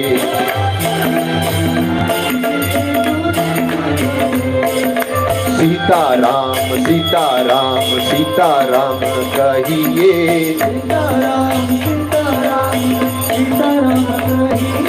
चाहे विधि राखे राम ताहे विधि रहिए। सीताराम सीताराम सीताराम कहिए। सीताराम सीताराम सीताराम कहिए। सब लोग जोर से सीताराम सीताराम सीताराम कहिए। सीताराम सीताराम सीताराम कहिए। सीताराम सीताराम सीताराम सीताराम सीताराम सीताराम सीताराम बोलो बोलो।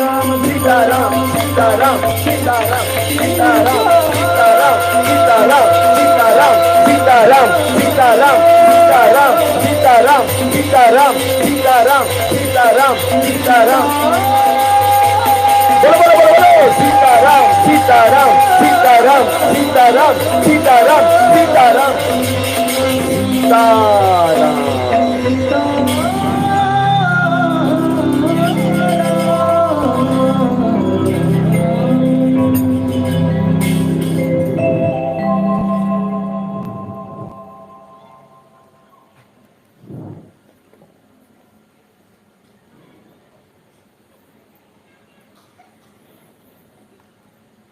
कहां पे थे हम कथा में? विश्वामित्र राम जी को घास पे लेटा रहे हैं।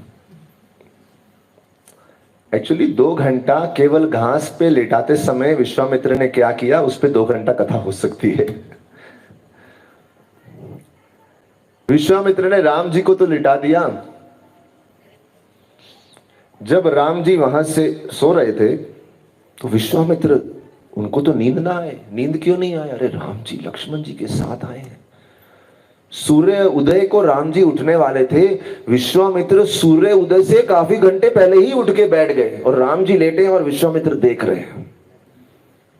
क्या आनंद है ना। सोचिए, राम जी सोए और आप उनके पास बैठ के ऐसे देख रहे हैं उनकी सुंदरता को। छोटे छोटे बच्चे ना कभी सोए होते हैं ऐसे, बिल्कुल बड़े प्यारे से लगते हैं, बिल्कुल मासूम।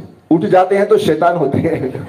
तो व्यक्ति सोचता थोड़ा देर सो ही जा तुम, लेकिन सोए हुए ऐसे लगते हैं, मासूम लगते हैं। सारी जगत की मां। राम जी में कितनी मासूमियत होगी, 12 साल के तो हैं। और उस समय विश्वामित्र सोच रहे हैं, कौशल्या का क्या भाग्य है, रोज इस मुखड़े को देखती है, रोज इस मुखड़े को सुलाती है, सुबह उठते हुए देखती है, क्या भाग्य है। कौशल्या के भाग्य के बारे में सोचते हैं तो वो एक बड़ा सुंदर श्लोक बोलते हैं। मेरे पीछे बोलिए। कौशल्या सुप्रजा राम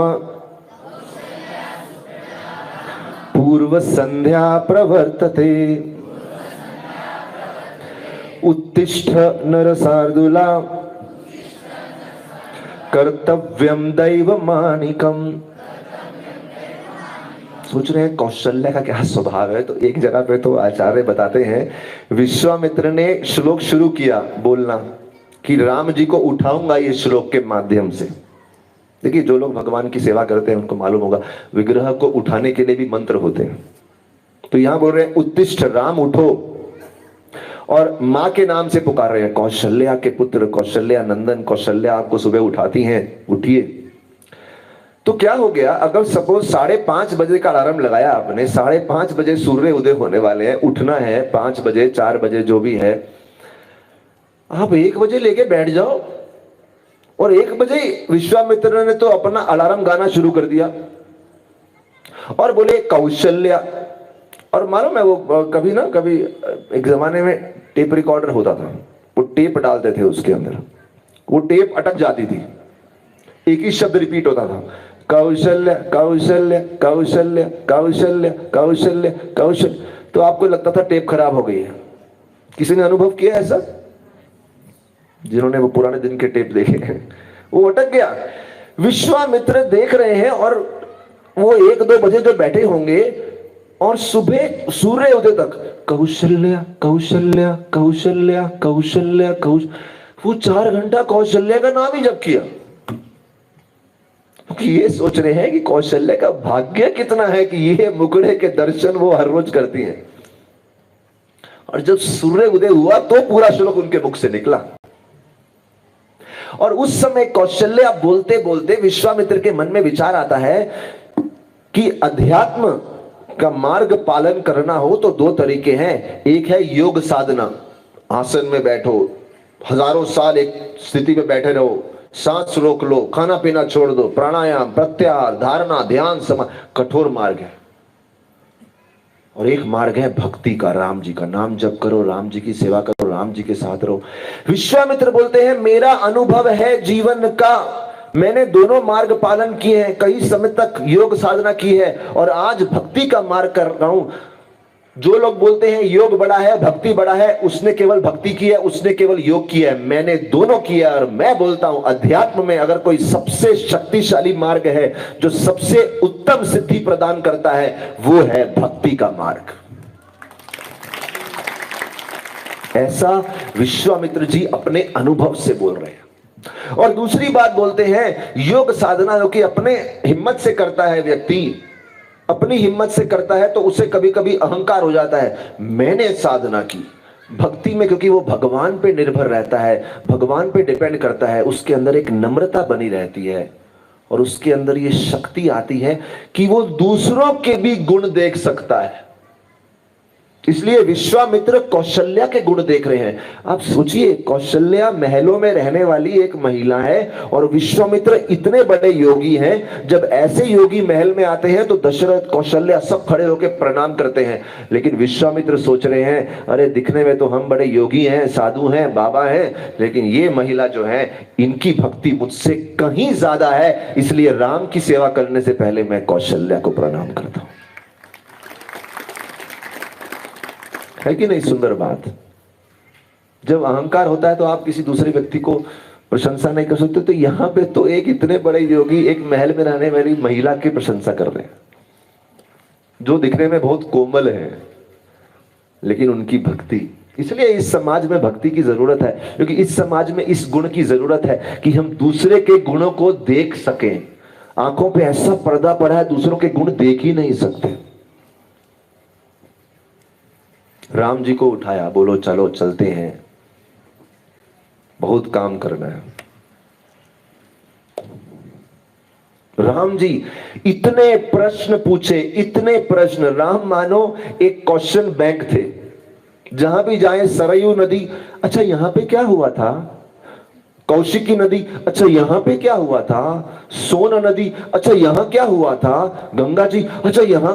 और विश्वामित्र एक दिन बोलते हैं अरे राम जी आपको तो सब मालूम है, आपको ये सब कहानियां मालूम है। कुछ कुछ कहानियां तो आप ही के कुल की हैं जो बचपन से आप सुनते आए हैं, लेकिन आप ये कहानियां बार बार सुनना चाहते हैं क्योंकि इस जगत में हर जीव की ये जिम्मेदारी है, इस कहानियों से जो शिक्षाएं मिलती हैं वो बार बार सुननी चाहिए।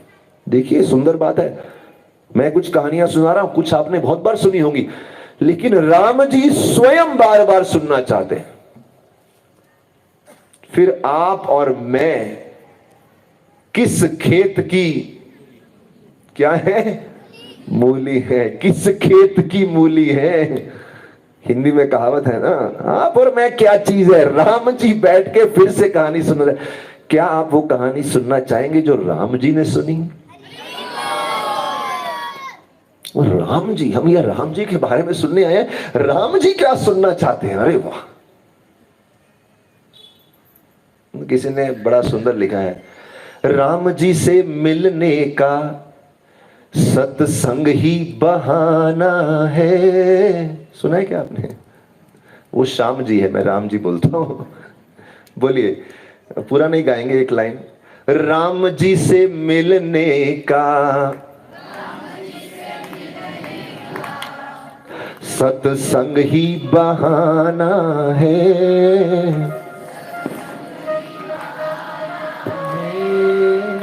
दुनिया वाले क्या जाने,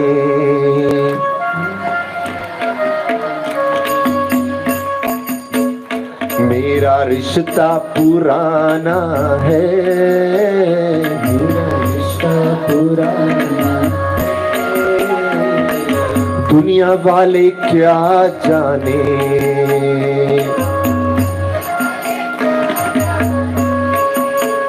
मेरा रिश्ता पुराना है, पुराना है। राम तुमसे मिलने का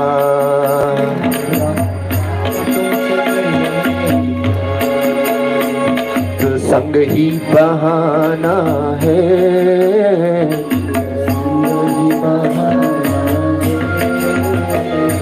जब से तेरी लागी लगन,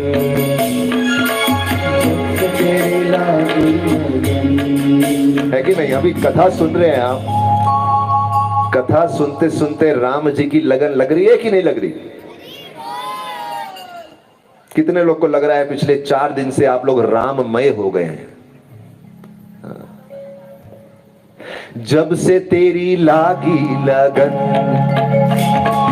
जब से तेरी लागी लगन, दिल हुआ दीवाना है, हुआ दीवाना है।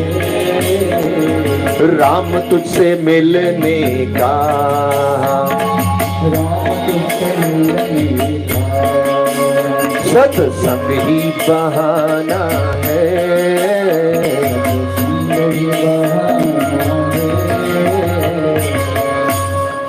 सत्संग ही बहाना है।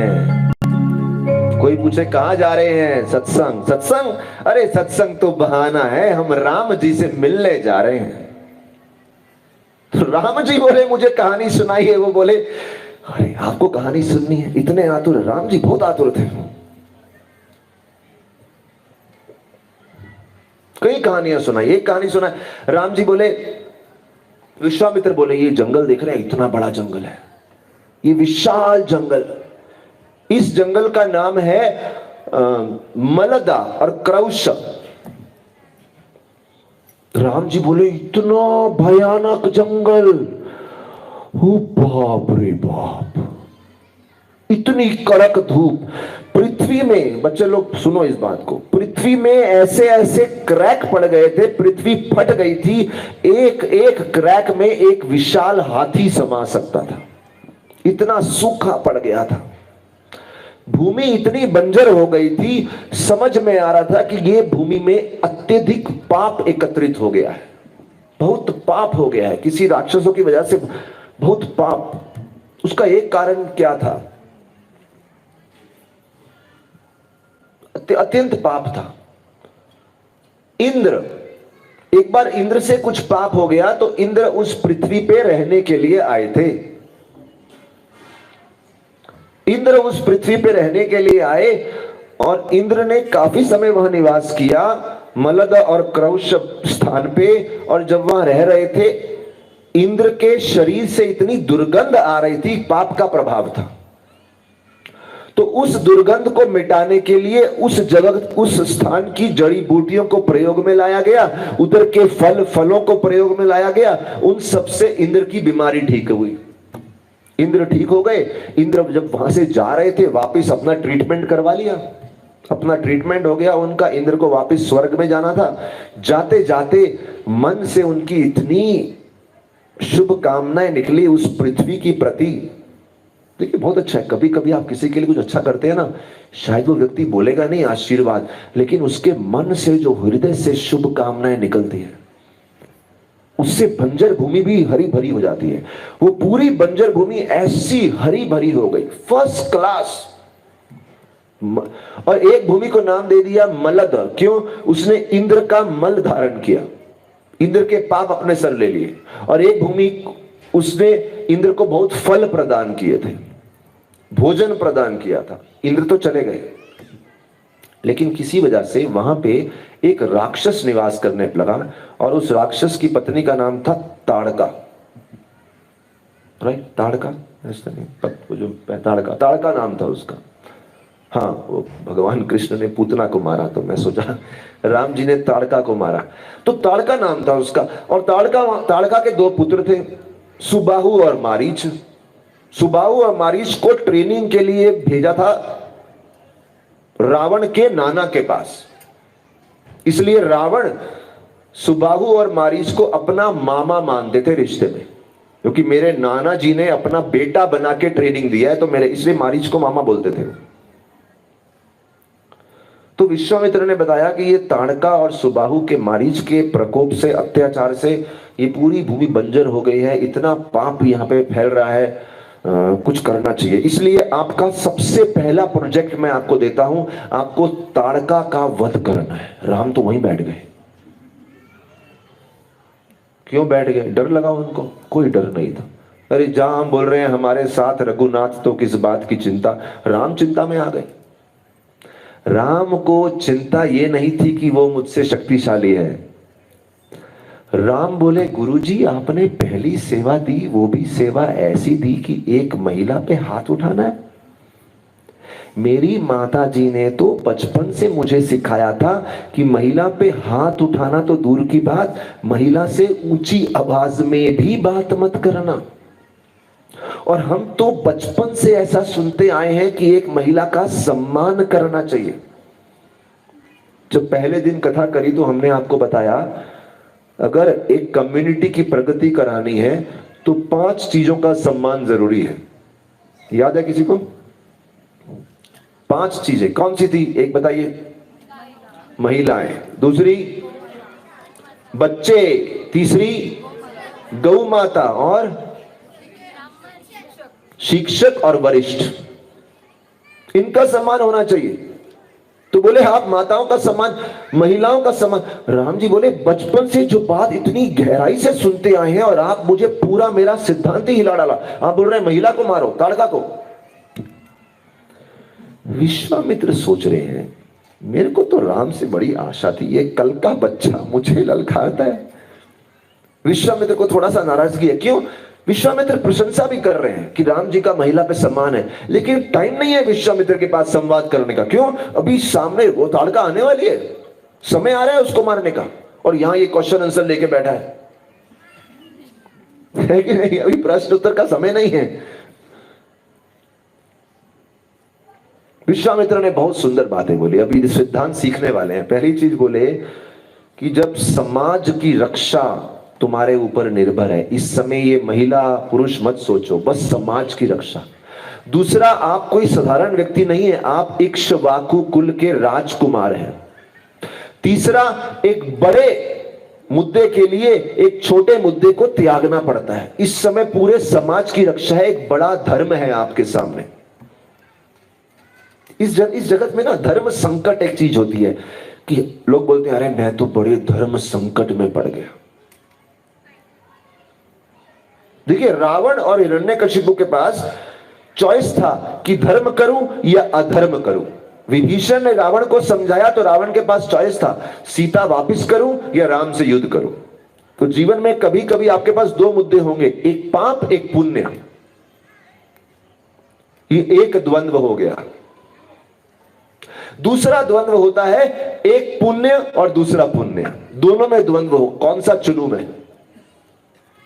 जैसे राम जी को जब बोला गया आपको सीता को त्यागना है, तो एक राजा के रूप में उनका कुछ धर्म था, लेकिन एक पति के रूप में पत्नी के प्रति धर्म था। अर्जुन को बोला गया, अगर समाज का भला करना है, ये सबको मार डालो। लेकिन सामने कौन थे? उनके गुरु भीष्म थे, द्रोणाचार्य थे, उनका सम्मान करना है। तो एक उनका धर्म है एक पुत्र के रूप में, एक उनका धर्म है एक राजा के रूप में। कौन सा चुने? कितने लोग के जीवन में ऐसा हुआ है, एक पुण्य और दूसरा पुण्य, कौन सा चुने? एक ही हाथ ऊपर, क्या बात है, बाकी लोग बड़े सुलझे हुए दिख रहे हैं। 2-3 लोग हैं। 2 अच्छे मार्ग हैं, कौन सा चुने? ये भी अच्छा है, वो भी अच्छा है। इससे ऊपर द्वंद्व होता है, एक भौतिक जगत का कार्य और एक भगवान की सेवा, उनमें कौन सा चुने? और उससे ऊपर होता है भगवान की 2 सेवा है, उसमें कौन सा चुने? जैसे अगर आप भगवान कृष्ण की लीला सुनेंगे तो दामोदर लीला में यशोदा माई कृष्ण को अपनी गोद में लिए हुए सेवा कर रही है, दूध पिला रही है, उधर चूल्हे पे दूध रखा है, वो भी गिर रहा है। यशोदा माई सोच रही है वो संभालू या ये संभालू, 2 सेवाएं हैं, वो सेवा करूं ये सेवा करूं, दोनों ही सेवा महत्वपूर्ण है, मैं परेशान हूं। ये जगत द्वंद्व वाला है। जो लोग रेगुलरली वरिष्ठों से कथाएं सुने हैं और जो लोग रेगुलरली नाम जप किए हैं, सही समय पे उनको अंदर से परिपक्वता आती है, मैच्योरिटी आती है, अक्ल आती है, बुद्धि आती है, क्या चुनना है, मार्गदर्शन लेना पड़ता है। राम जी बोले महिला को नहीं विश्वामित्र बोले इस समय मत सोचो महिला, और वैसे भी वो महिला कहलाने के लायक ही नहीं है। कभी कभी होता है ना, महिला कहलाने के लायक भी होना चाहिए। मैं एक जगह पे ऐसी बोला महिला कहलाने के लायक नहीं है, एक प्रभु जी कथा के बीच में खड़े हो गए, प्रभु जी आप बिल्कुल सही कह रहे हैं, महिला कहलाने के लायक ही नहीं है। मैं बोला इतना गुस्सा शायद उस दिन अपनी पत्नी से झगड़ा करके आए थे, तो बीच में ही खड़े हो गए, प्रभु जी सही बात है, आप सम्मान करो, सम्मान करना ही नहीं चाहिए। और वो तो सीधा बोल दिए आज की महिला तो महिला कहलाने के लायक ही नहीं। मैं बोला ऐसे मत बोलो, राम जी सबसे पहले आपको मारेंगे। बट दोनों बातें सही हैं, सम्मान भी करना है लेकिन दूसरे को सम्मान योग्य भी बनना है, चाहे महिला हो पुरुष हो, कोई भी सम्मान योग्य तो बनो। तो विश्वामित्र ने, अच्छा फिर राम जी ने बोला देखो कोई भी कार्य करने से पहले शास्त्र में ढूंढो, पहले किसी महान लोगों ने ऐसा किया है। विश्वामित्र ने एक ऐसी कहानी सुनाई राम जी की तो बोलती बंद हो गई। सुनना चाहेंगे?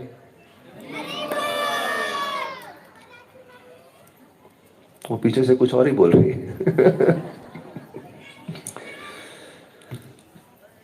विश्वामित्र बोलते हैं एक जमाने में एक राजा, एक ऋषि थे भृगु, और भृगु की पत्नी थी ख्याति, और ख्याति ने राक्षसों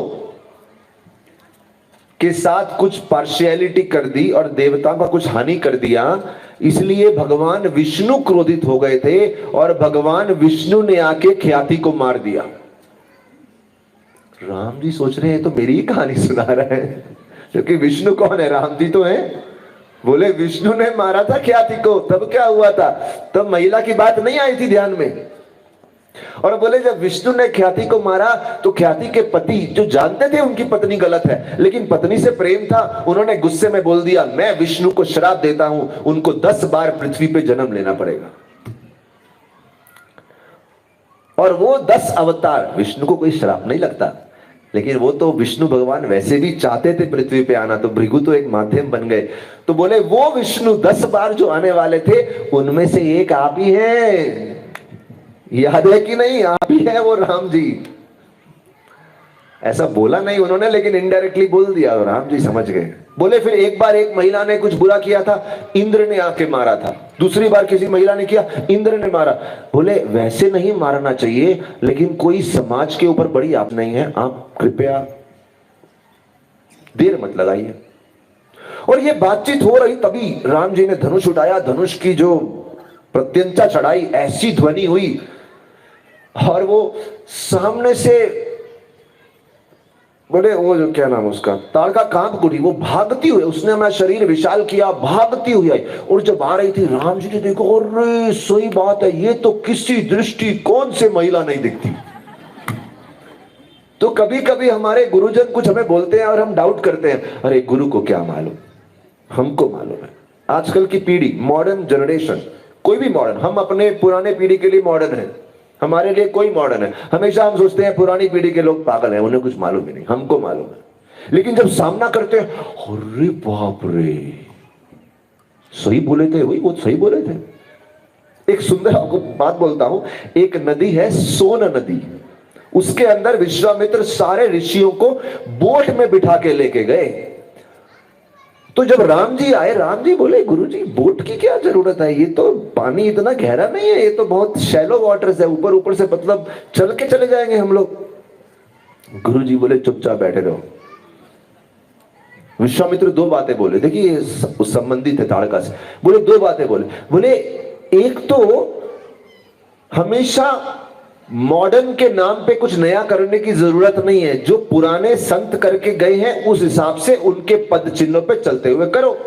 आपसे बड़े बुजुर्गों ने जो किया है, आज तक लोग इस नदी में नाव से ही गए हैं, पानी जितना भी गहरा हो या ना हो। लेकिन राम जी को उत्तर नहीं मिला। बोले क्यों किया ऐसा? फिर विश्वामित्र ने एक बहुत अच्छी बात बोली। वो बोले ये जो नाव है ना, आपको लग रहा है कि ये गहरी नहीं है, गहरी तो नहीं है, बात सही है, लेकिन इसके अंदर साधारण मिट्टी नहीं है, दलदल है। जैसे ही पांव रखेंगे वो खींच लेगा आपको। पता नहीं आप में से कोई दलदल में, मैं दलदल में गिरा हूं एक बार मायापुर में, गंगा किनारे, अरे वो गिर गए तो अंदर ही खींचता जा रहा है, खींचता जा रहा है, आधा शरीर अंदर था उसके। वो तो एक भक्त आ गए, उन्होंने रस्सी फेंकी और मुझे खींचा उससे, बोले पकड़ो इसको, आओ बाहर। एक बार वहां पांव रख लिया तो आप पूरा अंदर अंदर अंदर अंदर खींचे चले जाते हैं।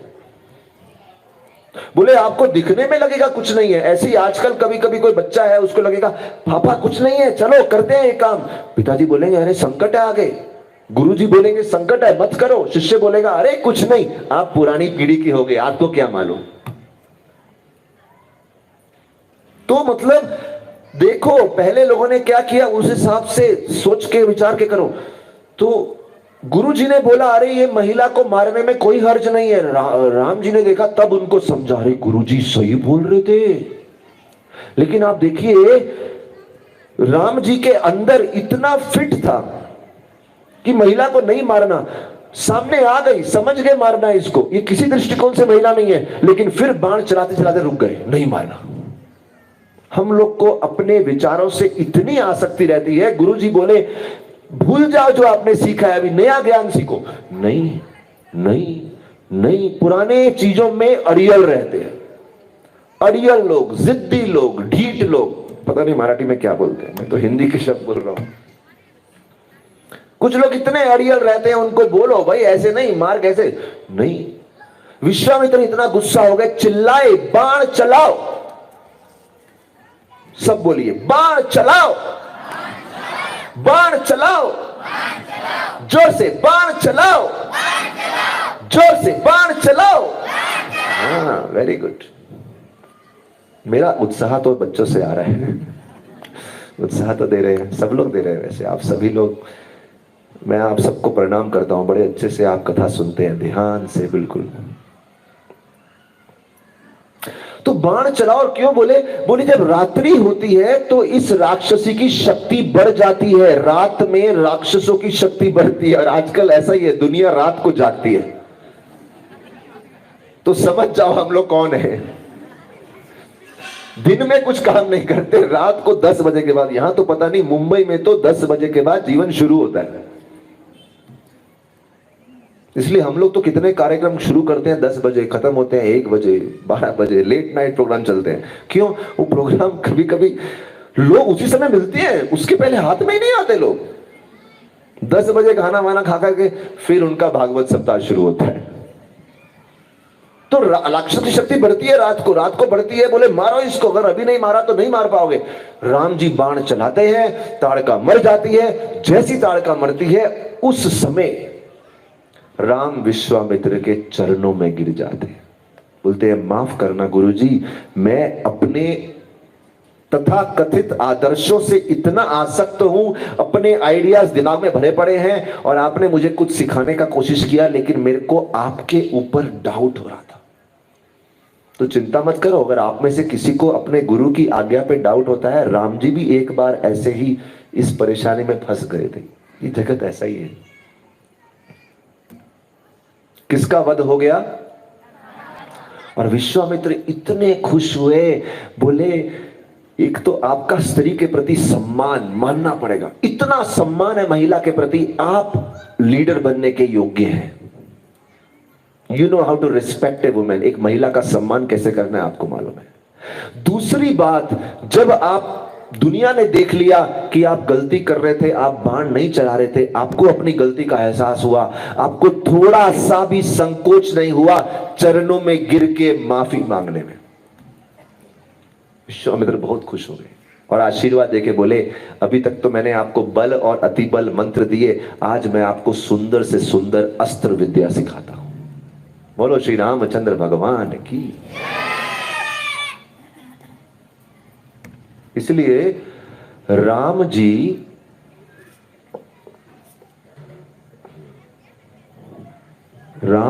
हमें मर्यादा सिखाने आए हैं, आदर्श सिखाने आए हैं। कृष्ण भगवान अनुभव देने आए थे। कृष्ण भगवान कितने अनुभव दिए, आनंद दिए। कल कथा सुनाऊंगा कृष्ण और राम की, रामलीला कृष्ण लीला, रामलीला कृष्ण लीला, 2-3 लीलाएं करेंगे हम ऐसे कल। लेकिन आज अंत में इतना बताना चाहूंगा, ताड़का का वध किया, विश्वामित्र धीरे धीरे धीरे उनको लेके गए अपने आश्रम में, और वहां पे बड़ा यज्ञ चल रहा था, और बोले यहां सबसे बड़ा संकट है, ताड़का के 2 पुत्र हैं जो आकाश मार्ग से आते हैं और मल मूत्र इत्यादि विसर्जन करके यहाँ चले जाते हैं, गंदगी कर देते हैं पूरा यहाँ पे, और पूरा यज्ञ गंदा हो जाता है। आप यहाँ पे कुछ रक्षा करिए, हमारा ये यज्ञ पूर्ण हो गया, हमारा जीवन सिद्ध हो जाएगा। तो आचार्य बड़ी सुंदर बात बताते हैं। देखिए आप सब कथा सुन रहे हैं ना, हम यहाँ कथा जो प्रवचन चल रहा है आप सब सुन रहे हैं। बोले जैसे साधु लोग यज्ञ करते हैं ना, यज्ञ में आहुति डालते हैं, है ना। ये जो कथा है ना, जब कथा सुनी जाती है तो हमारे कानों में और हमारे हृदय में आहुति डाली जा रही है, राइट। इसी प्रकार से जब ऋषि लोग यज्ञ करते थे, सुबाहु और मारीच गंदगी फैला के चले जाते थे। ऐसे ही जब ये कथा यज्ञ चल रहा है, या आप इस कथा में आने वाले होते हैं कि आपका हृदय परिवर्तन, हृदय मन की शुद्धि होगी, हम सबकी कथा में भाग लेके ये यज्ञ में भाग लेने लगते हैं, कहीं लोग डिस्टर्ब करेंगे, कहीं अड़चने आएंगी, कहीं समस्याएं आएंगी। तो विश्वामित्र यज्ञ कर रहे हैं, आहुतियां डाल रहे हैं, राम जी को वहां पे खड़ा कर दिया। राम जी को बोला आप यहां पे रक्षा करिए, और बड़ा सुंदर वर्णन किया है। अपनी आंखें पकड़िए ऐसा सब लोग, ये 2 पलकें हैं ना, है ना, खुलती हैं बंद होती है, खुलती है बंद होती है, ऐसा सब लोग खोलिए बंद करिए अपने हाथों से। हाँ वेरी गुड। नीचे वाली जो है ना वो कभी हिलती नहीं है, केवल ऊपर वाली हिलती है, मालूम है आपको। ऐसे ही लक्ष्मण को एक जगह खड़ा कर दिया, बोल दी वो यज्ञशाला जो थी ना वो एक आंख की तरह थी। लक्ष्मण एक जगह खड़े थे और राम जी एक दूसरी पलक के समान यज्ञशाला के इर्द गिर्द घूम रहे थे, ऐसा ऐसा ऐसा ऐसा। कहीं से भी सुबाहु और मारीच आके आक्रमण कर सकते हैं। कितना दिन करना था? 6 दिन, 6 या 7 दिन, पता नहीं, 6 दिन होगा शायद। लगातार सोना नहीं है। अभी यहां इंटरेस्टिंग बात बोल रहे हैं, जैसे कथा चल रही है, कथा आपके मन में जा रही है। वो यज्ञ चल रहा था, आहुति अग्नि में जा रही थी। कथा मन में जाएगी तो मन शुद्ध होगा, मन शुद्ध होगा तो दुनिया का सामना करने की शक्ति आएगी, रिश्तों में प्रेम बढ़ेगा, समाज में शांति बढ़ेगी, आपके जीवन में उन्नति बढ़ेगी, विकास बढ़ेगा, दिशा मिलेगी। और मन जो है बार बार भटक जाता है। राम जो है उस बुद्धि के समान है जो रक्षा करते हैं, मन को मारते हैं। चल वापस कथा में, चल चल कथा में। राम जी रक्षा कर रहे हैं। राम जी जो रक्षा कर रहे हैं, अब सोचिए 6 दिन तक कुछ नहीं हुआ। जब 6 दिन कुछ नहीं हुआ, व्यक्ति सोचेगा अब क्या होगा, अभी तक तो कुछ नहीं हुआ।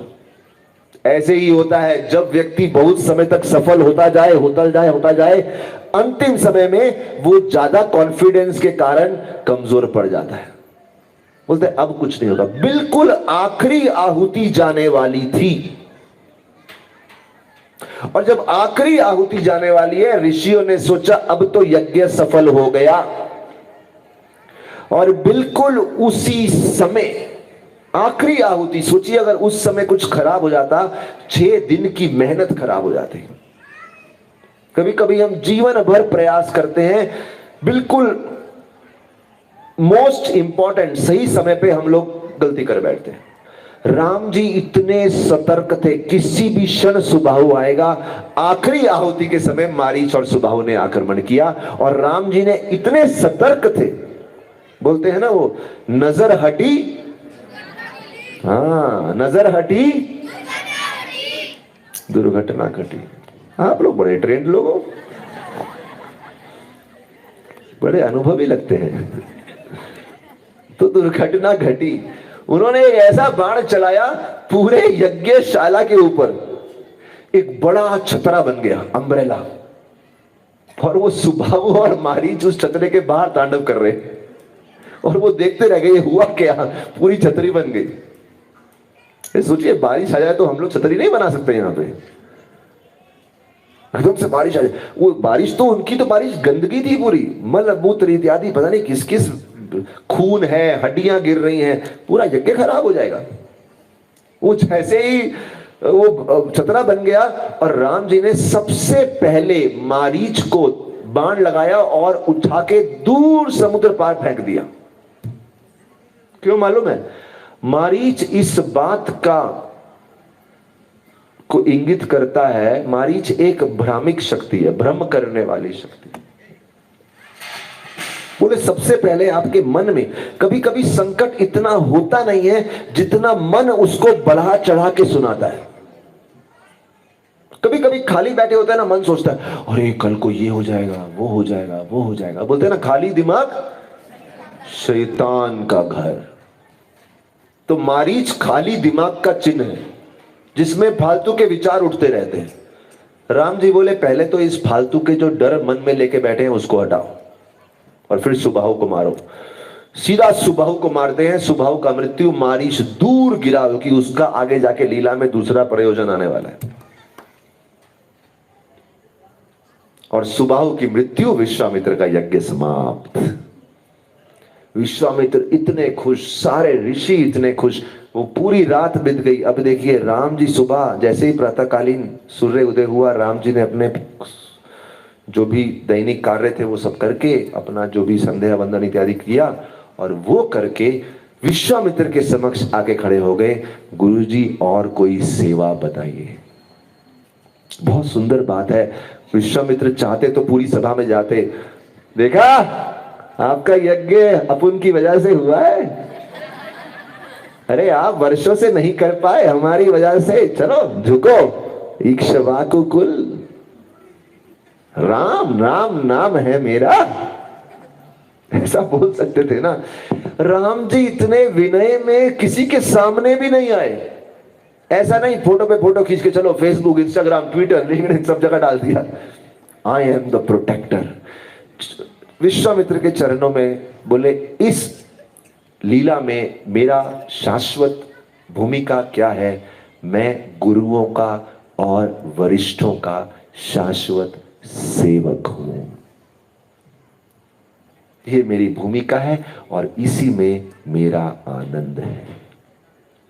बोलो श्री रामचंद्र भगवान की, सीताराम लक्ष्मण हनुमान की, आज के आनंद की, हरि नाम संकीर्तन की, हरे कृष्ण महामंत्र की, हरे कृष्ण कृष्ण कृष्ण हरे हरे, हरे राम राम राम हरे हरे।